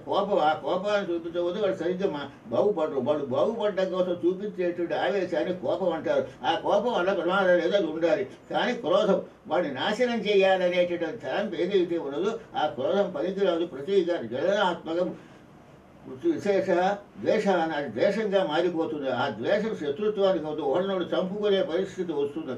వాడిని వీడు లేదా ఇద్దరు పుడుతూ చచ్చిపోవడం అనే పరిస్థితులు వస్తాయి. ఇలాంటి పరిస్థితులు రాకుండా, సమ్మోహం రాకుండా శాస్త్రాచార్య ఉపదయ సాహిత్య సంస్కారాయ స్మృతి నాశయిస్తే స్మృతి అనేది కోల్పోయి బుద్ధి అనేటటువంటి నాశనం లేకుండా ఉండాలి అంటే క్రోధం రాకుండా చూసుకోవాలి. కోపం వల్ల ప్రమాదం లేదు అని కూడా స్పష్టంగా మేము చిన్నప్పుడు చదువుకున్నటువంటి సోదీశతకాల్లో అర్ధతాత్పర్యాలతో ఉంది విషయం. అది మేము ముందు పెడుతున్నాను. తన కోపమెతన శత్రువు అని లేదు. కవి మధ్యన రాసినటువంటి పద్యంలో క్రోధమెతన శత్రువు అన్నాడు, కానీ తన కోపం తన శత్రువు అని రాయలేదైనా స్పష్టంగా దీని మీద పరిశోధన కూడా జరిగింది. మా చిన్నప్పుడు పెద్దలు కూడా మాట్లాడుకుంటాం, మేము విన్నాం. కనుక ఇప్పుడు ఉన్న విషయాలు కూడా మనం ధర్మబోధగా మాట్లాడుకోవాలి. అందుచేత ఇక్కడ మనకి కావాల్సిన క్రోధంగా మారిపోయింది లక్ష్మీదేవికి. ఆ క్రోధంగా మారిపోయినటువంటి పరిస్థితిలో ఏం చేయాలి? ఏమని చెప్పించిందో తెలుసునా భర్తని, ఈ శిరస్సు తెగి పడిపోవుగాక. ఎంత దారుణం అండి! భర్త యొక్క శిరస్సు తెగి పడిపోవుగాక అని శాపం పెట్టింది. అది మనకేదో కళ్ళు టికెట్టు కప్పినట్టు ఇదేం కసరా బాబు, లక్ష్మీదేవి చెప్పించడం ఏమిటి, ఈ దారుణం ఏమిటి, అయ్యి బాబో ఇంకా పాతివ్రత్యం ఏమిటి, ఇంకా విశేషం ఏమిటి అది మనకి మతి చెదిరిపోతుంది. ఆ మాట చెప్పేవాళ్ళకి మతిపోతాం, వినేవాళ్ళకి మతిపోతాం. విష్ణు భక్తులు ఎవరంటే అంటే మా విష్ణుమూర్తి తదైపోయిందంటే అని వాళ్ళు మీదకొస్తారు. అయితే చాలా చిక్కులు ఉన్నాయి కథ చెప్పడం. అయినా చెప్పగా తప్పదు. ఈవేళ దంధ్యాల పూర్తి ఉన్నాడు చెప్పాలి, చెప్పి తీరాలి. దంధ్యాల పూర్తి ఈవేళ ఏంటయ్యా అంటే ఈ ప్రకారంగా నీ తల తెగిపడిపోవుగాక అని శాపం పెట్టింది. ఇప్పుడు ఎవరైతే దోషం ఆ తాడు కొరికినట్టు పురుగుటి దోషమా, కొరగమన్న దేవతలది దోషమా, లేకపోతే శాపం పెట్టిన లక్ష్మీదేవిగా దోషం? ఎవరిది దోషం ఇక్కడ? దీని మీద చర్చించండి. పురుగుది దోషమా అంటే లంచగొండితన విషయంలో దోషం. దేవతలు చెప్పారు కానీ చేసింది. దేవతలు ఎందుకు చెప్పారు? సరైన అవగాహన లేకుండా చెప్తారు. దేవతల అవగాహన లేకుండా చెప్పడం కాదు, అమ్మవారి యొక్క మాయా విశేషం అలా చెప్పింది. యా దేవి సర్వభూతేషు మాయా రూపేణ సంస్థిత నమస్తస్యై నమస్తస్యై నమస్తస్యై నమో నమః. అక్కడ కొరక కొరికిన విషయంలో కానీ లేక లక్ష్మీదేవిలా శాపం పెట్టడం కూడా ఇది అమ్మవారి యొక్క లీలా విశేషం. జగన్మాత అయినటువంటి ఆది పరాశక్తి యొక్క ప్రేరణ వల్ల లక్ష్మీదేవి కోపం వచ్చి సహజంగా కోపిస్తుడానికి క్రోధం వచ్చింది. నిజంగా క్రోధ స్వరూపం కలిగింది కాదు లక్ష్మీదేవి, ప్రసన్నురాలు అయినప్పటికీ కూడా అమ్మవారే చెబుతుంది, నా ప్రేరణ వలన లక్ష్మీదేవికి ఆ విధమైన దోషం వచ్చింది. అయితే నాది దోషం అవ్వాలి. పురుగుది దోషమా, లక్ష్మీదేవి దోషమా, దేవతని దోషమా అంటే ఇవన్నీ వెళ్ళి వెళ్ళి ఎక్కడ పడతాయి? లక్ష్మీదేవి మీద పడతాయి. ఎవరి మీద? ఆది పరాశక్తి మీద పడతాయి. అంతే కదా. అంటే ఆది పరాశక్తి కనుక ఆ క్రోధాన్ని కలిగించకపోతే లక్ష్మీదేవి శాపం పెట్టి ఉండదు. అది దోషం ఎవరికి వచ్చింది? నా మీదకి వచ్చింది అంటోంది అమ్మవారు. ఏం చేయాలి ఇప్పుడు? అయితే దీనికి కారణం ఏమిటి? ఎందుకో తెలుసునా? ఇలా చేయకపోతే అనుకున్న పని జరగదు గనక నా లీలా విశేషంతో ఇలా చేశానంటే అమ్మవారు. ఆ లీలా విశేషం ఏమిటి అంటే, ఒక రాక్షసుడు ఉండేవాడు, ఉన్నాడు, ఆవిడ కాలనాడికి ఉన్నాడు. ఆ రాక్షసుడి పేరు హయగ్రీవుడు. ఆ హయగ్రీవుడు ఏం చేశాడు అంటే నన్ను గురించి తపస్సు చేశాడు ఉంటుంది అమ్మవారు. అమ్మవారిని గురించే తపస్సు చేశాడు.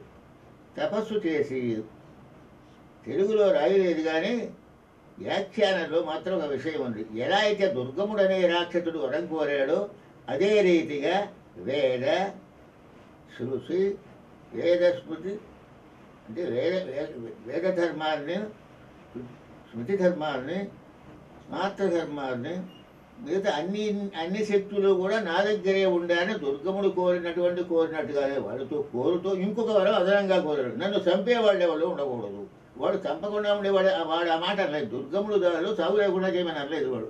వీడు మాత్రం ఈ శక్తులన్నీ నా దగ్గరే ఉండాలి అంటే ఎలాగా?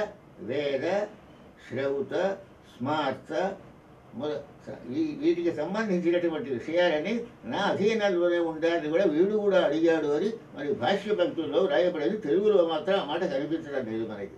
ఎంచేతో వదిలేశారు తెలియదు. ఆ కారణం చేత ఏమైంది అంటే వాడిని సంహరించారు. నాకు మరణం లేకుండా చేయమన్నాడు వాడు. మరణం లేకుండా అంటే సావు లేకుండా. హిరణ్యకశిపుడు వరం కోరాడు కదా, గాలిన్ కుంభిని అగ్ని అంబూల ఆకాశ స్థలిన్ దిక్కులన్ రేలన్ ఘస్రములన్ తమ ప్రబల భూరి గ్రహ రక్షోమృగాడాదిత్యనరాది జంతు కళా వ్యాప్తి సమస్త్రశస్త్రాడి మృత్యులేని జీవనము లోకాధీపింపవే అన్నవాడి చదువు తప్పలేదు. ఎన్ని వరాలు కోరుకున్నా. రావణాసురుడు నరవానరులు తప్ప ఇంకెవరి చేత నాకు సాగు ఉండకూడుతున్నాడు. వానరుల కారణంగా నరుడుగా విష్ణుమూర్తి అవుతారు, రామచంద్రమూర్తిగా ఉండరు. వాడికి మరణం తప్పలేదు. ఎలా కోరుకున్నా రాక్షసుడికి మరణం తప్పలేదు. ఇప్పుడు ఇక్కడ ఏం జరిగింది? నాకు సాగు లేకుండా చేయమన్నాడు. అప్పుడు నేను అన్నానని చెబుతోంది అమ్మవారు. ఏమన్నది ఏంటి? అలా కుదరదయ్యా, ఎవరైనా సరే శరీరం సాధించవలసిందే కొంతకాలం అయిన తర్వాత, కానీ మినహాయింపు పెట్టు అంటే. అయితే అడుగుతున్నాను, నా పేరు కలిగిన వాడు ఎవడైనా ఉంటే వాడి చేతుల్లో చచ్చిపోవడానికి నేను ఇష్టపడతాను. ప్రపంచంలో అంతా వెతికాడు, గాలి వాడు పేరు గలవాడు హయగ్రీవుడు అనే పేరు గలవాడు ఎవడూ లేకుండా చేసేసాడు. ఆ నామకరణ ఎవరికీ చేయకుండా హయగ్రీవుడు అనేటటువంటి పేరు ఎక్కడా కూడా లేకుండా తాను ఒక్కడే ఉండే రకంగా ప్రచారం చేశాడు. ఆ ప్రకారంగా వాడు అధికారాన్ని చెలాయిస్తున్నాడు. ఈ ప్రకారంగా నడిచింది. అప్పుడు అమ్మవారు చెబుతూ, వాడిప్పుడు ఎల్లలో ఒక మూల అన్ని లోకాలు పేడ కలిగిస్తున్నవాడు, వాడిని సంహరించాలి అంటే ఏం చేయాలి? ఇప్పుడు ఇంకో హయగ్రీవుడు రావాలి. ఇంకో హయగ్రీవుడు పేరు ఎవడో లేడు కదా. నా పేరు గల వాడి చేతిలో మరణిస్తారని వాడు అన్నాడు కదా. వాడు కోరిక ప్రకారం జరగాలి అంటే, జగత్తుకి క్షేమం కలగాలి అంటే హయగ్రీవుడు కావాలి. ఆ పేరు గలవాడు ఎవడు కనపడ్డలేదు. అందుచేత రమాధిపు హయాననుగానరింపగాదగు. దేవకీ గర్భంలో పరమాత్మ ఉన్నప్పుడు కృష్ణావతారం ముందు దేవతలు ధ్యానం చేశారు.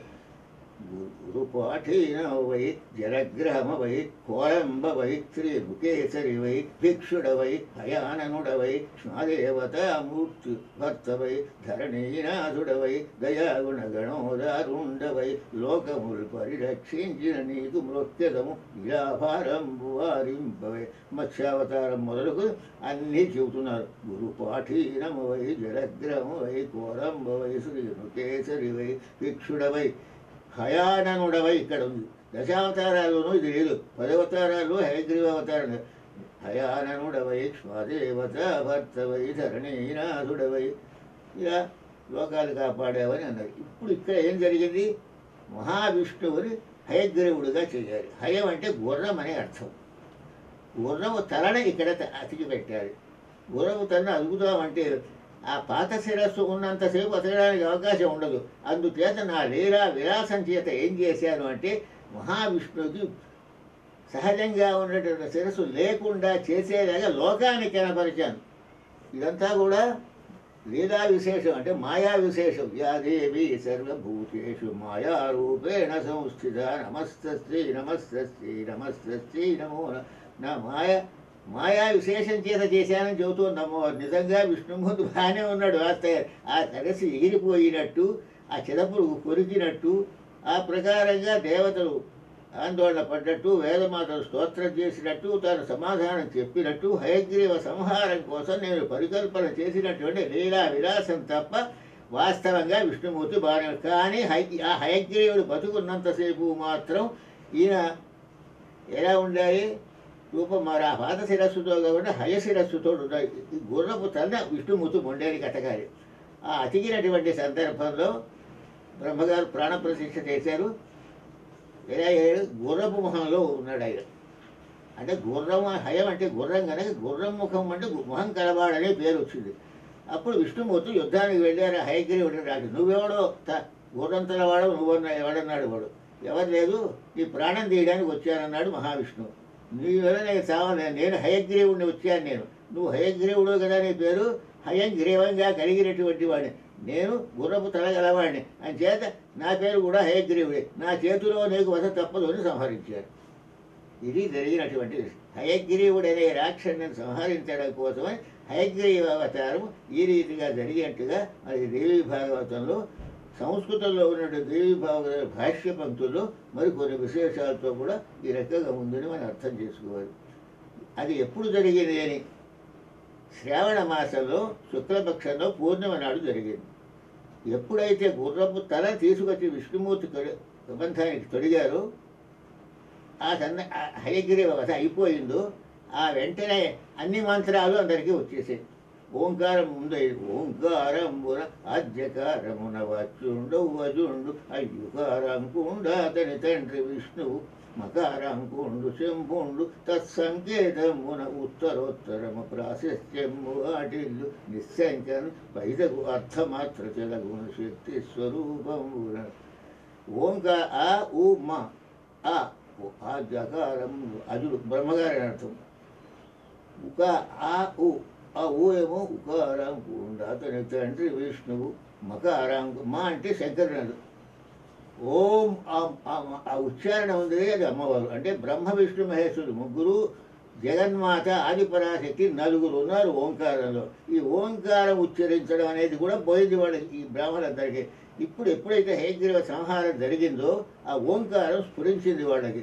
మంత్రాలన్నీ స్ఫురించేవి. ఎక్కడెక్కడ వేద మంత్రాలు, శ్రౌత మంత్రాలు, పెళ్ళిళ్ళ మంత్రాలు, ఆ పైన ఇంకా ఉపనయన మంత్రాలు, బారసాల మంత్రాలు అన్నీ అందరికీ అనుకోకుండా వచ్చేసేవి. ఇది సంగతి. ఈ ప్రకారంగా హయగ్రీవ సంహారం జరిగినటువంటిది శ్రావణ శుద్ధ పూర్ణిమ కనుక ఈ పూర్ణిమ నాడు దంచాలు వేసు అంటే అంతవరకు దంచం ఉందా లేదా అనేటటువంటివి వేయలేదు. నూతన యజ్ఞోపవీతం ధరిస్తే అప్పుడు ఏమవుతుంది, మడి సత్కర్మాచరణకి అర్హత కలుగుతుంది కనుక యజ్ఞోపవీతం పరమం పవిత్రం ప్రజాపతి సహజం పురస్సాద్ ఆయుష్యం ప్రతివంచం యజ్ఞోపవీతం పరమస్తు తేజ అని అందరూ వేసుకున్నారు. ఆ వేడ యజ్ఞోపవీతాలు ఆ వేసుకున్న కారణం చేత ఇది ఎప్పుడో జరిగిన యుగానికి జరిగిన ఈనాటికి కూడా ఆచారం కొనసాగుతూ ఉన్నది అని మరి భాష్య పంక్తుల్లో పెద్దలు రాసినటువంటి విషయాన్ని కావ్యంలో ఏవి కనపడవు, కానీ భాష్యంలో మాత్రం ఇవన్నీ కూడా ఉన్నాయి. ఇది మనం తెలుగు భాష్యము వ్యాఖ్యానాలు ముఖ్యంగా చూడాలి మనం. ఎందుకంటే ఆ రచయితలే ఆ మహర్షులే మళ్ళీ వ్యాఖ్యాతలుగా జన్మించారు. వాల్మీకి మహర్షి రామాయణ వ్యాఖ్యాతగా అవతరించారు. అలాగే వ్యాస మహర్షి భారత భాగవతాల వ్యాఖ్యాతగా అవతరించారు. వాళ్ళు పైవాళ్ళు కాదు, వ్యాఖ్యానంలో ఉంది కానీ మూలంలో లేదని అనకూడదు మనం. ఆ శ్రీధర వ్యాఖ్యానం, ఆ శ్రీధరుడు ఎవరో కాదు, మహావిష్ణువే వేదవ్యాసుడు. ఆ వేదవ్యాసు అంశంతో వచ్చారు కనుక దాని వ్యాఖ్యానం శ్రీధరయ్య వ్యాఖ్యానం అని రాశారు. వ్యాఖ్యానాలు కూడా మూల గ్రంథంతో సమానమైన మల్లినాథ సూర్య కాళిదాసు కావ్యాలు రాశారు. అంటే ఆ కాళిదాసి అంశావతారంగా వచ్చాడని అర్థం. ఆ పవిత్రమైన భావాన్ని ఉంచవలసిందని మనకి పెద్దలు చాలామంది తెలియజేశారు. మనం చదువుకునేటప్పుడు, సంస్కృతం మేము చదువుకునేటప్పుడు మా గురువులు కూడా ఆ మాటలే చెప్పేవారు కనుక ఆ విషయాన్ని మనం పరిపూర్ణంగా నమ్మవలే. నమ్మి మనం ఆనందాన్ని పొందాలి. అందుచేత ఈవేళ గంజార పూర్ణిమ యొక్క ప్రాశస్త్యానికి సంబంధించిన కథ ఈ రోజునే రావడం అనేటటువంటి చాలా అదృష్టవంతమైనటువంటి విషయం. అంటే అలాంటి హయగ్రీ వేదములు స్తోత్రం చేసినటువంటి స్తోత్రాలు ఉన్నాయి. అవి కనుక విన్నట్లయితే, వాటిని జ్ఞాపకంగా పెట్టుకున్నట్లయితే అద్భుతమైన పరతత్వ జ్ఞానం కలుగుతున్నది. పరతత్వ జ్ఞానం అంటే అర్థం ఏమిటి? మనం ఎక్కడున్నాం? మనం శరీరం నేను అనుకునేటటువంటి స్థితిలో ఉన్నాం మనం. కానీ శరీరం మనం కాదు. చొక్కా నేను చొక్కా తొడుక్కున్నాను కానీ చొక్కా నాది అవుతుంది కానీ చొక్కా మాత్రం నేను కాదు. అలాగే శరీరంతో కూడుకుని ఉన్నప్పుడు నా శరీరం అని అనుకోవాలి తప్ప నేను అనుకోవడం. ఈ నేనేటువంటి శరీరానికి లోపల ఉన్నటువంటి ఒక చైతన్యం లోపల ఉన్నది. ఇది జ్ఞానం రావడం అంటే అర్థం. అది విజ్ఞానంతో ఉండడం అంటే శరీరానికి నాకు భేదం ఉన్నది, శరీరం మాత్రం నేను కాదు. అంటే లోపల ఉండేటువంటి కొన్ని జన్మల యొక్క అంటే పరంపరల కారణంగా శరీరమే నేను గట్టి అభిప్రాయం మనకు తెలిగిపోయింది. ఆ అభిప్రాయాన్ని తొలగించుకోవడం కోసమే జ్ఞానం కోసం కృషి చేయడం ఉంటారు. అటువంటి జ్ఞానం కలుగుతుంది. ఈవేళ మనం చెప్పుకున్నటువంటి కథ వలన ఫలశ్రుతి కూడా మనకి తెలియజేశారు. అందుచేత మనలో ఉండేటువంటి జ్ఞాన దీప్తి కలగాలి. జ్ఞానం ప్రధానం. జ్ఞానం లేకపోయినట్టయితే మనకి ఏ విధ జ్ఞానం విజ్ఞాన సహితమై ఉండాలి. ఆ విజ్ఞానంతో కూడా విశేషమైన జ్ఞానంతో చూసినట్టు ఇది పుస్తకము అని తెలుసు. ఈ పుస్తకంలో ఏముందో తెలుసుకోవడం విజ్ఞానం. ఇవి ఎవరో ఉన్నారు, ఇవి తిరుపతి వెంకట కవులు తెలుసుకోవడం విజ్ఞానం. అంటే పుస్తకములు తెలుసుకోవడం జ్ఞానం అయితే పుస్తకంలో ఉండేటటువంటి విశేషాలన్నీ గ్రహించే విజ్ఞానం అని అర్థం. జ్ఞానం జ్ఞాన సహితమైనటువంటి విజ్ఞానం కలగాలి అంటే ఇదిగో ముఖ్యంగా ఈ కథని మనం ఇలా చదువుకుంటూ తండ్రి జగత్రయీ భర పద్యాలు చదువుకున్నగా ఆ స్తోత్రం కనుక మననం చేసుకుంటే మనకు కూడా విజ్ఞాన సహితమైన జ్ఞానం కలుగుతుందనేటటువంటి విషయాన్ని మనం మర్చిపోకూడదు అని మరి పెద్దలు తెలియజేశారు. ఈవేళ సరిగ్గా అదే రోజున ఈ కథ రావడం మరి శ్రేయోదాయకమైనటువంటి విషయం. గంధ్యాల పూర్ణిమ దంధ్యము అన్న పదం లేదు, జన్నిదము అనాలి. యజ్ఞోపవీతము దంధ్యాలు అంటారు కొంతమంది, గంధ్యాలు అంటారు. అది సరైన ఉచ్చారణ కాదు. జన్నిదముల పూర్ణిమ. అలాగే యజ్ఞోపవీతాన్ని, నూతన యజ్ఞోపవీతాన్ని, పరమ పవిత్రమైనటువంటి యజ్ఞోపవీతం ఎందుకు ధరించడం అంటే మంచి పనులు చేయడం కోసం. ఎవరికైనా దాన ధర్మాలు చేసేటప్పుడు, పుణ్యకార్యాలు చేసేటప్పుడు యజ్ఞోపవీతం కనుక ఉన్న పరమ పవిత్రమైనటువంటి యజ్ఞోపవీతాన్ని కనుక మనం ధరిస్తే తద్రీత్యా చేస్తే మనకి అది పరమేశ్వరానుగ్రహం ఉంటుంది. వేసుకోకపోతే ఏమండి, గంజాలు తీసి తినకపోయి కాస్త చాకరి చేసేస్తాను, చాకరాన్ని ఇస్త్రీ చేసి పట్టుకొస్తాడు, ఇలాంటి పనులు చేయకూడదు. అది బుధన్ నుంచి కిందకి దిగరాదు అన్నారు మా పెద్దడి గారు పురుషోత్తం గారికి. ఒకసారి బుధన్ నుంచి ఇక్కడ దాకా వచ్చేసేది యజ్ఞోపవీతం. వెంటనే తీసి ఉపవాసం ఉండి ఆ రోజుకి ఆ ధన్యాన్ని ఉత్సర్జించి మళ్ళీ నూతన యజ్ఞోపవీతం ధరించి సంధ్యావం చేసుకుని అప్పుడు భోజనం మొన్నాడు చేశాడు. ఊరిలో మేము చదువుకునేటప్పుడు అది భక్తి అంటే అర్థం. మనం అయితే ఇలా చేయవు, మళ్ళీ వేసేసుకోదా వెంటనే పనికిరాదు. ఎప్పుడైతే ఇక్కడికి దిగిందో, ఈ భాగం దాటి వచ్చిందో మళ్ళీ సమంత్రకంగా ఆ వేళ ఉపవాసం, ఆ రోజు ఉపవాసం ఉండాలి. ఇప్పుడు అలా జరిగింది అనుకోండి ఈ సమయంలో మళ్ళీ పొద్దున దాకా భోజనం చేయకూడదు. పొద్దున లేచి స్నానం చేసి అప్పుడు సంకల్పం చేసి సంధ్యావందనం కూడా నూతన యజ్ఞోపవీతంతో చేయాలి. ఇందులో కూడా ఎలా ఉందంటే యజ్ఞోపవీతం కనుక అది ఏదైనా పెరిగిపోతే, ఏదైనా దారం తెగిపోయిన పరిస్థితి వస్తే మాత్రం ఏం చేయాలి? కొత్త వేసుకుని సంధ్యావందనం చేయాలి. ఈవేళ పాత దాంతో కొత్త దాంతో కలిపి సంధ్యావందనం చేయాలి. ఇలా కొన్ని నియమాలు మనకు ఉన్నాయి కాబట్టి ఇవాళ దంజాలు వేసుకునేటటువంటి దండితములు దంజములు జరిగినటువంటి ఈ పూర్ణమికి సంబంధించిన కథని మనం ఈ విధంగా చెప్పుకున్నాం. అమ్మవారి యొక్క మహిమా విశేషం చేత లక్ష్మీదేవికి క్రోధం కలిగినట్టుగా భాషింపచేసినది. నిజంగా క్రోధం కాదు. దేవతలకు కూడా ఎంత కోపం అండి, లక్ష్మీదేవి ఊరింటే ఇష్టం లేదండి, ఒంటి ప్రశ్న వేయకూడదు. ఇది అమ్మవారి లీలా విశేషం. అనంత విలాసం, అనంత విలాసం అని సృష్టిస్తున్న ప్రార్థనలోనే మనకి వచ్చే వేదమాతల స్తోత్రంలోనే నీ మహిమ నీ రూపు అనంత విలాసమైన నీ రూపు అన్నారు కనుక అనంత విలాసంగా చేసినటువంటి పని అమ్మవారి లీలా విలాసంలో ఒకటి మాయా విశేషుడు ఆ రాక్షసుడిని సంహరించడం కోసం ఇంత పని చేయవలసి వచ్చింది. అంటే ఆ పురుగుని సృష్టించే బుద్ధి వాళ్ళు కలిగించడం. ఆ తదుపరి ఏమైంది అంటే వేదమాతల చేత స్తోత్రం చేయించాలని సంకల్పం కలగడం. అదైన తర్వాత అమ్మవారు ప్రత్యక్షమై హయగ్రీవ వృత్తాంతాన్ని చెప్పడం. వాడిని సంహరించడం కోసం ఈయన హయగ్రీవుడు అవ్వాలి కనుక హయగ్రీవుడిగా మహావిష్ణువుడి రూపొందింప చేయడం కోసం ఇంత లీలా విలాసాన్ని అమ్మవారు కనపరుచుకుంటారు. నిజంగా విష్ణుమూర్తి దగ్గర తెలిగిపోయింది అని అపార్థం చేసుకోకూడదు అని కూడా మన వ్యాఖ్యాతలు వ్రాశారు. ఇది మనకు కావాల్సిన కథనే సక్రమంగా అర్థం చేసుకోవాలి. మనం ఆ ప్రకారంగా కనుక మనం ఉంటే మనకి శ్రేయస్సు కలుగుతుంది, ప్రామాణ్యం ఉండాలి. మనకి భగవంతుడి తత్వం ఎందుకు అర్థం అవ్వడం లేదు ఇది కూడా చెప్పుకోవాల్సిన అవసరం ఉంది వేళ. ఎంచేతంటే ఎందుకు పరతత్వం అర్థం అవ్వడం లేదు? మనకి 3 దోషాలు ఉన్నాయి. మీకేమిటి నాకేమిటి అందరికీ. 1 ప్రమాణాసంభావన, 2 ప్రమేయాసంభావన, 3 విపరీత భావన. ఈ 3 దోషాలని తొలగించుకుంటే భగవత్ సాక్షాత్కారం అవుతుంది. మనకి ప్రమాణాసంభావన అంటే అర్థం ఏమిటి? అజ్యేష్టమేతి నవమేతి చతుర్థి. నేను వాణిప్రసాదంలో రాసిన విషయం అజ్యేష్టమేతి నవమేతి చతుర్దశేతి జ్యోతిష్కవాసోపి వసంతి బుద్ధ సుధేస్తో తత్వసీతి వాక్యం న విశ్వసంతి అని శ్లోకం ఉంది. ఎలాగంటే ఈ వేళ పూర్ణిమ గంజాలు వేసుకునే రోజు అది ఎలా తెలిసింది మనకి? పంచాంగంలో పంచాంగత రాయడం వల్ల తెలిసింది. జ్యోతిష్కులు తమ శాస్త్ర పాండిత్య కారణంగా వాళ్ళు రాశారు కనుక మనకి పంచాంగం తెలియక ఏంటి సూర్యాస్తమయం సూర్యోదయం తప్ప ఏమీ తెలియవు. అందుచేత వాళ్ళు రాసిన దాన్ని మనం నమ్ముతున్నాం. ఇవాళ పూర్ణిమ 12 దాకా ఉంది, గంజాలు ఇవాళ వేసుకోవాలి అనే మాట వారు రాశారు కనుక మనం నమ్ముతున్నాం.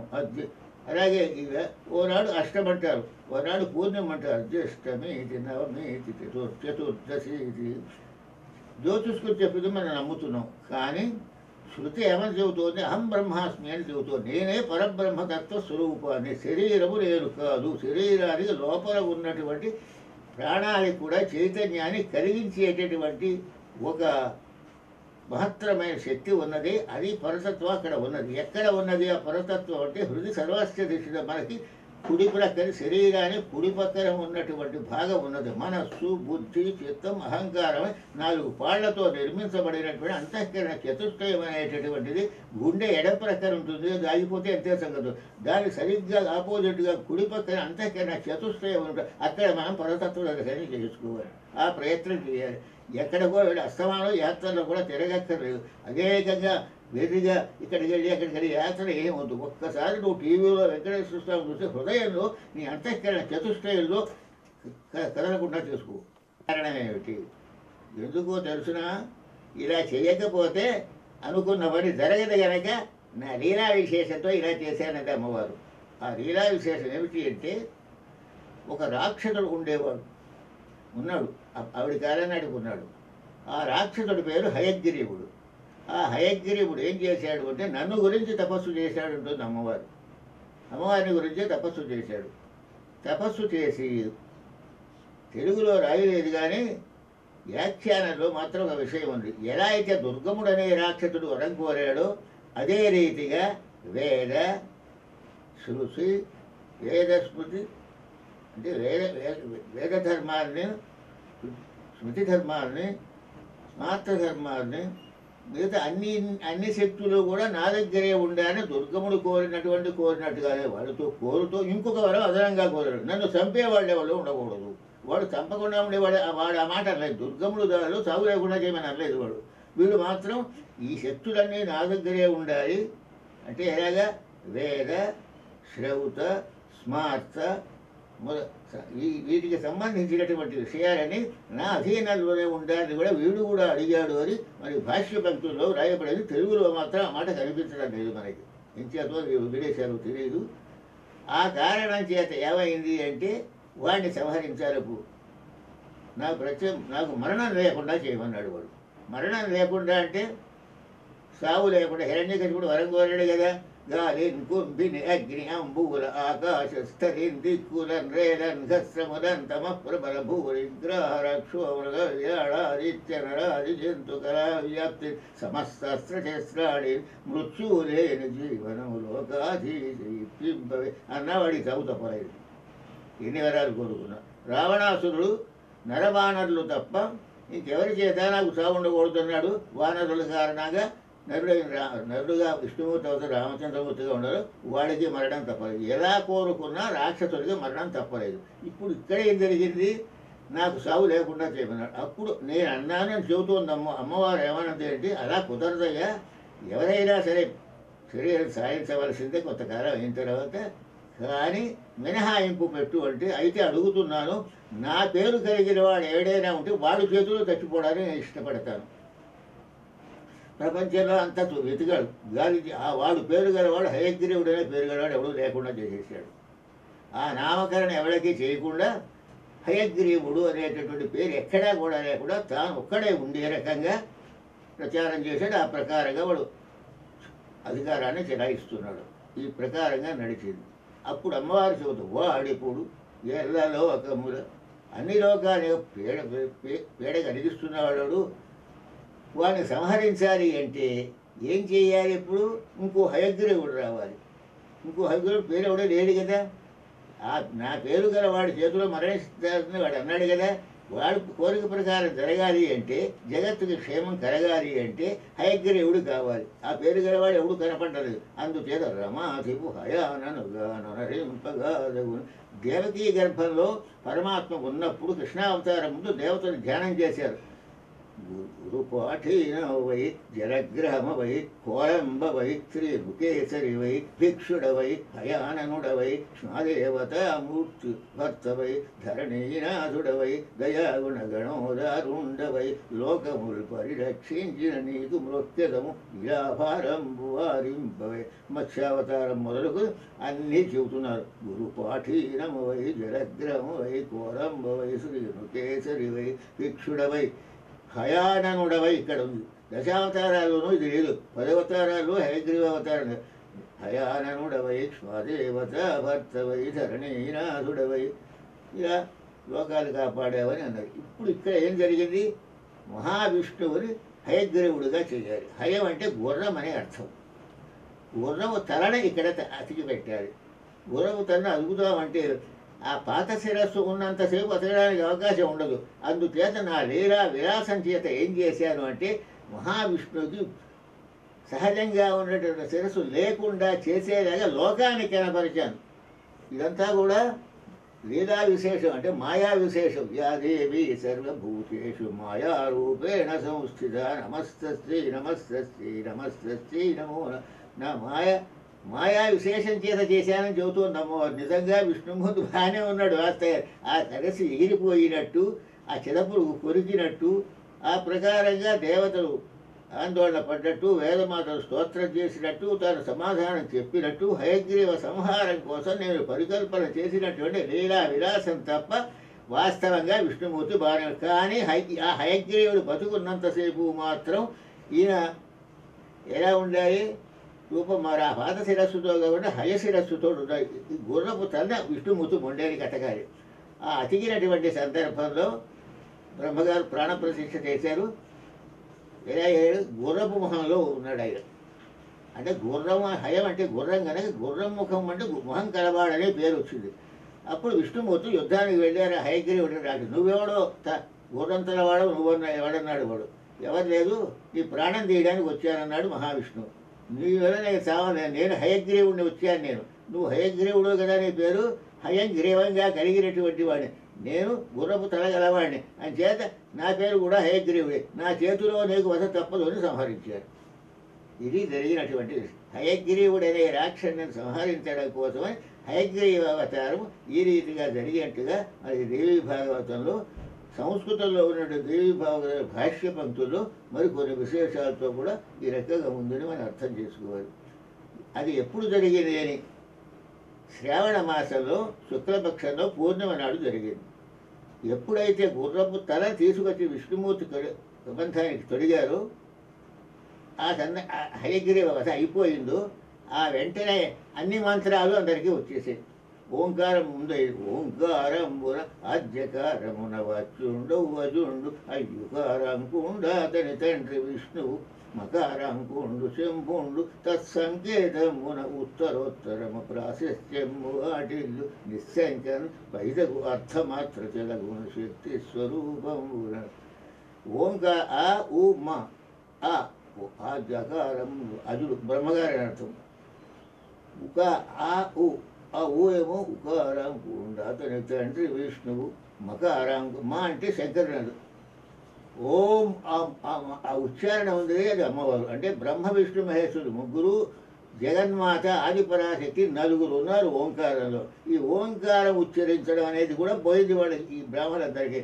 ఇప్పుడు ఎప్పుడైతే హయగ్రీవ సంహారం జరిగిందో ఆ ఓంకారం స్ఫురించింది వాళ్ళకి. మంత్రాలన్నీ స్ఫురించేవి. ఎక్కడెక్కడ వేద మంత్రాలు, శ్రౌత మంత్రాలు, పెళ్ళిళ్ళ మంత్రాలు, ఆ పైన ఇంకా ఉపనయన మంత్రాలు, బారసాల మంత్రాలు అన్నీ అందరికీ అనుకోకుండా వచ్చేసేవి. ఇది సంగతి. ఈ ప్రకారంగా హయగ్రీవ సంహారం జరిగినటువంటిది శ్రావణ శుద్ధ పూర్ణిమ కనుక ఈ పూర్ణిమ నాడు దంచాలు వేసు అంటే అంతవరకు దంచం ఉందా లేదా అనేటటువంటి లేకలేదు. నూతన యజ్ఞోపవీతం ధరిస్తే అప్పుడు ఏమవుతుంది, మళ్ళీ సత్కర్మాచరణకి అర్హత కలుగుతుంది కనుక యజ్ఞోపవీతం పరమం పవిత్రం ప్రజాపతి సహజం పురస్సాద్ ఆయుష్యం ప్రతివంచం యజ్ఞోపవీతం పరమస్తు తేజ అని అందరూ వేసుకున్నారు. ఆ వేడ యజ్ఞోపవీతాలు ఆ వేసుకున్న కారణం చేత ఇది ఎప్పుడో జరిగిన యుగానికి జరిగిన ఈనాటికి కూడా ఆచారం కొనసాగుతూ ఉన్నది అని మరి భాష్య పంక్తుల్లో పెద్దలు రాసినటువంటి విషయాన్ని కావ్యంలో ఏవి కనపడవు, కానీ భాష్యంలో మాత్రం ఇవన్నీ కూడా ఉన్నాయి. ఇది మన తెలుగు భాష్యము వ్యాఖ్యానాలు ముఖ్యంగా చూడాలి మనం. ఇద్దరే ఆ రచయితలే ఆ మహర్షులే మళ్ళీ వ్యాఖ్యాతలుగా జన్మించారు. వాల్మీకి మహర్షి రామాయణ వ్యాఖ్యాతగా అవతరించారు. అలాగే వ్యాస మహర్షి భారత భాగవతాల వ్యాఖ్యాతగా అవతరించారు. వాళ్ళు పైవాళ్ళు కాదు, వ్యాఖ్యానంలో ఉంది కానీ మూలంలో లేదని అనకూడదు మనం. ఆ శ్రీధర వ్యాఖ్యానం, ఆ శ్రీధరుడు ఎవరో కాదు, మహావిష్ణువు వేదవ్యాసుడు. ఆ వేదవ్యాసుడు అంశతో వచ్చారు కనుక దాని వ్యాఖ్యానం శ్రీధరయ్య వ్యాఖ్యానం అని రాశారు. వ్యాఖ్యానాలు కూడా మూల గ్రంథంతో సమానమైన మల్లినాథ సూర్య కాళిదాసు కావ్యాలు రాశారు. అంటే ఆ కాళిదాసి అంశావతారంగా వచ్చాడని అర్థం. ఆ పవిత్రమైన భావాన్ని ఉంచవలసిందని మనకి పెద్దలు చాలామంది తెలియజేశారు. మనం చదువుకునేటప్పుడు సంస్కృతం మేము చదువుకునేటప్పుడు మా గురువులు కూడా ఆ మాటలే చెప్పేవారు కనుక ఆ విషయాన్ని మనం పరిపూర్ణంగా నమ్మి మనం ఆనందాన్ని పొందాలి. అందుచేత ఈ ఏడ దంచాల పూర్ణిమ యొక్క ప్రాశస్త్యానికి సంబంధించిన కథ ఈ రోజునే రావడం అనేటటువంటి చాలా అదృష్టవంతమైనటువంటి విషయం. అంటే అలాంటి హయగ్రీ వేదములు స్తోత్రం చేసినటువంటి స్తోత్రాలు ఉన్నాయి. అవి కనుక విన్నట్లయితే వాటిని జ్ఞాపకంగా పెట్టుకున్నట్లయితే అద్భుతమైన పరతత్వ జ్ఞానం కలుగుతున్నది. పరతత్వ జ్ఞానం అంటే అర్థం ఏమిటి? మనం ఎక్కడున్నాం? మనం శరీరం నేను అనుకునేటటువంటి స్థితిలో ఉన్నాం మనం. కానీ శరీరం మనం కాదు. చొక్కా తొడుక్కున్నాను కానీ చొక్కా నాది అవుతుంది, కానీ చొక్కా మాత్రం నేను కాదు. అలాగే శరీరంతో కూడుకుని ఉన్నప్పుడు నా శరీరం అని అనుకోవాలి తప్ప నేను అనుకోవడం. నేనేటువంటి శరీరానికి లోపల ఉన్నటువంటి ఒక చైతన్యం లోపల ఉన్నది. ఇది జ్ఞానం రావడం అంటే అర్థం. అది విజ్ఞానంతో ఉండడం అంటే శరీరానికి నాకు భేదం ఉన్నది, శరీరం మాత్రం నేను కాదు. అంటే లోపల ఉండేటువంటి కొన్ని జన్మల యొక్క అంటే పరంపరల కారణంగా శరీరమే నేను గట్టి అభిప్రాయం మనకు తెలిగిపోయింది. ఆ అభిప్రాయాన్ని తొలగించుకోవడం కోసమే జ్ఞానం కోసం కృషి చేయడం ఉంటారు. అటువంటి జ్ఞానం కలుగుతుంది. ఈవేళ మనం చెప్పుకున్నటువంటి కథవన్నీ ఫలశ్రుతి కూడా మనకి తెలియజేశారు. అందుచేత మనలో ఉండేటువంటి జ్ఞాన దీప్తి కలగాలి. జ్ఞానం ప్రధానం. జ్ఞానం లేకపోయినట్టయితే మనకి ఏ విధ జ్ఞానం విజ్ఞాన సహితమై ఉండాలి. ఆ విజ్ఞానంతో కూడా విశేషమైన జ్ఞానంతో చూసినట్టు ఇది పుస్తకము అని తెలుసు. ఈ పుస్తకంలో ఏముందో తెలుసుకోవడం విజ్ఞానం. వీరిని చూసి ఎవరో ఉన్నారు. ఇవి తిరుపతి వెంకట కవులు తెలుసుకోవడం విజ్ఞానం, అంటే పుస్తకములు తెలుసుకోవడం జ్ఞానం అయితే, పుస్తకంలో ఉండేటటువంటి విశేషాలన్నీ గ్రహించే విజ్ఞానం అనే అర్థం. జ్ఞానం జ్ఞాన సహితమైనటువంటి విజ్ఞానం కలగాలి అంటే ఇదిగో ముఖ్యంగా ఈ కథని మనం ఇలా చదువుకుంటూ తండ్రి జగత్రయీభరణ పద్యాలు చదువుకున్నగా ఆ స్తోత్రం కనుక మననం చేసుకుంటే మనకు కూడా విజ్ఞాన సహితమైన జ్ఞానం కలుగుతుందనేటటువంటి విషయాన్ని మనం మర్చిపోకూడదు అని మరి పెద్దలు తెలియజేశారు. ఈవేళ సరిగ్గా అదే రోజున ఈ కథ రావడం మరి శ్రేయోదాయకమైనటువంటి విషయం. జంధ్యాల పూర్ణమి, జంధ్యము అన్న పదం లేదు, జన్నిదము అనాలి. యజ్ఞోపవీతము దంధ్యాలు అంటారు కొంతమంది, జంధ్యాలు అంటారు. అది సరైన ఉచ్చారణ కాదు. జన్నిదముల పూర్ణిమ. అలాగే యజ్ఞోపవీతాన్ని, నూతన యజ్ఞోపవీతాన్ని, పరమ పవిత్రమైనటువంటి యజ్ఞోపవీతం ఎందుకు ధరించడం అంటే మంచి పనులు చేయడం కోసం. ఎవరికైనా దాన ధర్మాలు చేసేటప్పుడు, పుణ్యకార్యాలు చేసేటప్పుడు యజ్ఞోపవీతం కనుక ఉన్న పరమ పవిత్రమైనటువంటి యజ్ఞోపవీతాన్ని కనుక మనం ధరిస్తే తద్రీత్యా చేస్తే మనకి అది పరమేశ్వరానుగ్రహం ఉంటుంది. వేసుకోకపోతే ఏమండి, గంజాలు తీసి తినకపోయి కాస్త చాకరి చేసేస్తాను, చాకరాడు ఇస్త్రీ చేసి పట్టుకొస్తాడు, ఇలాంటి పనులు చేయకూడదు. అది బుధం నుంచి కిందకి దిగరాదు అన్నారు మా పెద్దడి గారు పురుషోత్తం గారికి. ఒకసారి బుధం నుంచి ఇక్కడ దాకా వచ్చేసింది యజ్ఞోపవీతం. వెంటనే తీసి ఉపవాసం ఉండి ఆ రోజుకి ఆ ధన్యాన్ని ఉత్సర్జించి మళ్ళీ నూతన యజ్ఞోపవీతం ధరించి సంధ్యావనం చేసుకుని అప్పుడు భోజనం మొన్నాడు చేశాడు. భోజనం ఊరిలో మేము చదువుకునేటప్పుడు అది భక్తి అంటే అర్థం. మనం అయితే ఇలా చేయవు, మళ్ళీ చేసేసుకోదా వెంటనే పనికిరాదు. ఎప్పుడైతే ఇక్కడికి దిగిందో, ఈ భాగం దాటి వచ్చిందో మళ్ళీ సమంత్రకంగా ఆ వేళ ఉపవాసం, ఆ రోజు ఉపవాసం ఉండాలి. ఇప్పుడు అలా జరిగింది అనుకోండి ఈ సమయంలో మళ్ళీ పొద్దున దాకా భోజనం చేయకూడదు. పొద్దున్న లేచి స్నానం చేసి అప్పుడు సంకల్పం చేసి సంధ్యావందనం కూడా నూతన యజ్ఞోపవీతంతో చేయాలి. ఇందులో కూడా ఎలా ఉందంటే, యజ్ఞోపవీతం కనుక అది ఏదైనా పెరిగిపోతే, ఏదైనా దారం తెగిపోయిన పరిస్థితి వస్తే మాత్రం ఏం చేయాలి, కొత్త వేసుకుని సంధ్యావందనం చేయాలి. ఈవేళ పాత దాంతో కొత్త దాంతో కలిపి సంధ్యావందనం చేయాలి. ఇలా కొన్ని నియమాలు మనకు ఉన్నాయి కాబట్టి ఈవేళ దంజాలు వేసుకునేటటువంటి జన్నిదములు దంజములు జరిగినటువంటి ఈ పూర్ణమికి సంబంధించిన కథని మనం ఈ విధంగా చెప్పుకున్నాం. అమ్మవారి యొక్క మహిమా విశేషం చేత లక్ష్మీదేవికి క్రోధం కలిగినట్టుగా భాషింపచేసినది. నిజంగా క్రోధం కాదు. దేవతలకు కూడా ఎంత కోపం అండి, లక్ష్మీదేవి ఊడింటే ఇష్టం లేదండి, కొంటి ప్రశ్న వేయకూడదు. ఇది అమ్మవారి లీలా విశేషం. అనంత విలాసం అని సృష్టిస్తున్న ప్రార్థనలోనే మనకి వచ్చే వేదమాతల స్తోత్రంలోనే నీ మహిమ, నీ రూపు అనంత విలాసమైన నీ రూపు అన్నారు కనుక అనంత విలాసంగా చేసినటువంటి పని అమ్మవారి లీలా విలాసంలో ఒక మాయా విశేషుడు ఆ రాక్షసుడిని సంహరించడం కోసం ఇంత పని చేయవలసి వచ్చింది. అంటే ఆ పురుగుని సృష్టించే బుద్ధి వాళ్ళు కలిగించడం. ఆ తదుపరి ఏమైంది అంటే వేదమాతల చేత స్తోత్రం చేయించాలని సంకల్పం కలగడం. అదైన తర్వాత అమ్మవారు ప్రత్యక్షమై హయగ్రీవ వృత్తాంతాన్ని చెప్పడం. వాడిని సంహరించడం కోసం ఈయన హయగ్రీవుడు అవ్వాలి కనుక హయగ్రీవుడిగా మహావిష్ణువుడి రూపొందింప చేయడం కోసం ఇంత లీలా విలాసాన్ని అమ్మవారు కనపరుచుతుంది. నిజంగా విష్ణుమూర్తికి తెలిగిపోయింది అని అపార్థం చేసుకోకూడదు అని కూడా మన వ్యాఖ్యాతలు వ్రాశారు.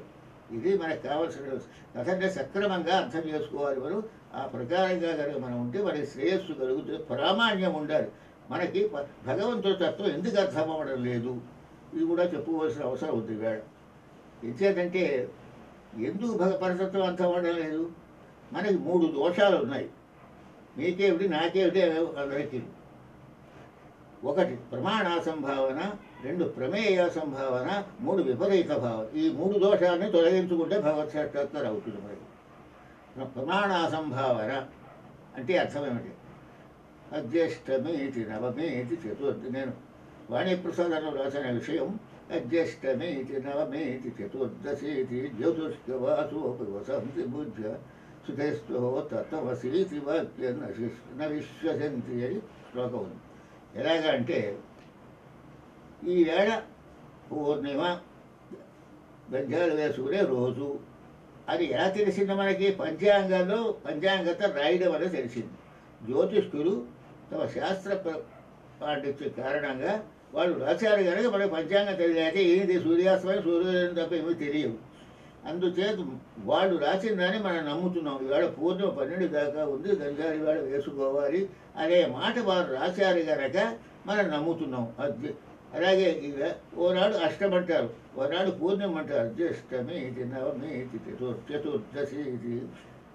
జ్యోతిష్కులు చెప్పింది మనం నమ్ముతున్నాం, కానీ శృతి ఏమని చెబుతోంది? అహం బ్రహ్మాస్మి అని చెబుతోంది. నేనే పరబ్రహ్మతత్వ స్వరూపాన్ని, శరీరము నేను కాదు. శరీరానికి లోపల ఉన్నటువంటి ప్రాణానికి కూడా చైతన్యాన్ని కలిగించేటటువంటి ఒక మహత్తరమైన శక్తి ఉన్నది. అది పరతత్వం అక్కడ ఉన్నది. ఎక్కడ ఉన్నది ఆ పరతత్వం అంటే హృదయ సర్వస్య దిశ, మనకి కుడి ప్రక్కన శరీరానికి కుడి పక్కన ఉన్నటువంటి భాగం ఉన్నది. మనస్సు, బుద్ధి, చిత్తం, అహంకారం 4 పాళ్లతో నిర్మించబడినటువంటి అంతఃకరణ చతుష్టయం అనేటటువంటిది గుండె ఎడం ప్రక్కన ఉంటుంది. అది ఆగిపోతే అంతే సంగతి.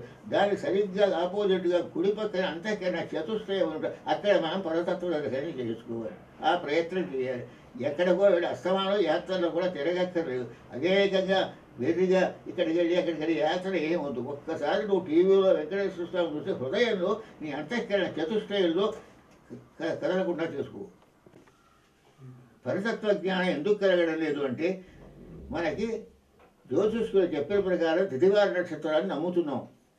అదేవిధంగా వేదం ఏం చెబుతోంది? తత్వవశ ఆ పరతత్వమే నీవు అని చెబుతోంది. శరీరానికి వేరుగా అంతఃకరణ చతుష్టయంలో ప్రతిఫలించే ఆత్మతత్వాన్ని తెలుసుకోమని చెబుతూ అది నమ్మడం లేదు. మనం శరీరమే నేను అనుకుంటున్నాం. అది ప్రమాణాసంభావన అనే దోషం ఉన్నది కనుక మనకి భగవంతుడు కనిపించడం లేదు. ఇది ప్రమేయాసంభావన. మహర్షులు ఎంతమందో తపస్సు చేసి హృదయ దర్పణంలో పరతత్వాన్ని చూశారని కథల్లో ఉన్నప్పటికీ కూడా అదంతా నిజమేమిటి నిర్లక్ష్యం చేస్తున్నాం కానీ ప్రమేయాసంభావన 2వ దోషం మనకి ఉన్నది. ఆ దోషం కారణంగా మనకి భగవద్ దర్శనం అవ్వడం లేదు. 3వది విపరీత భావన. విపరీత భావన అంటే భగవంతుడు ఆత్మతత్వం కాని దాన్ని శరీరాన్ని ఆత్మగా భావించుకుంటున్నాం. అంటే శరీరమే నేను అనుకునేటువంటి నమ్మకంతో ఉన్నాం. పరతత్వం హృదయాంతర్గతంగా ఉందనే ఆ దృష్టి లేదు కనుక విపరీత భావన ఉన్నది కనుక ప్రమాణాసంభావన, ప్రమేయ సంభావన, విపరీత భావన 3 కారణాలుగా మనకి భగవంతుడు సాక్షాత్కరించడం లేదు, పరతత్వ జ్ఞానం కలగడం లేదు అని మన బ్రహ్మసూత్ర భాష్యంలో ఉపోద్ఘాతంలో ఉన్నటువంటి విషయం. ఇది మనకు కావాల్సినటువంటి ఈ 3 దోషాలు మనకు సోకకుండా చూసుకోవాలి.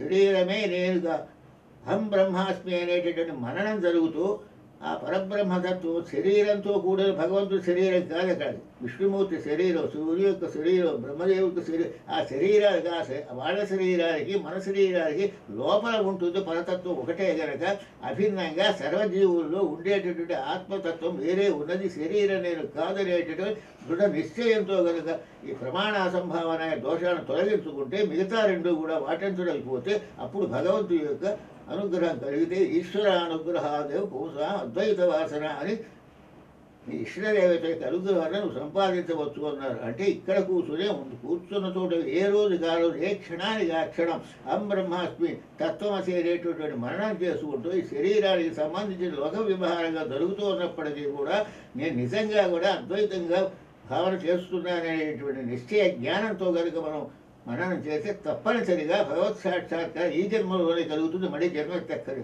పుట్టడం, చావడం, ఈ అవస్థలు ఏమీ ఎక్కదు. మళ్ళీ పుట్టడం, మళ్ళీ పునరపి మరణం, పునరపి జన్మం, పునరపి మరణం, ఈ గొడవ ఏమీ ఎక్కలే కూడా శాశ్వతంగా మహావిష్ణువు దగ్గర, శంకరుల దగ్గర సాయుధ్య సాలోక్య సాలోక్యముక్తులు ఏదో ఒకటి పొందితే మనం తిరిగి రావాల్సినటువంటి అవసరం ఉండదు.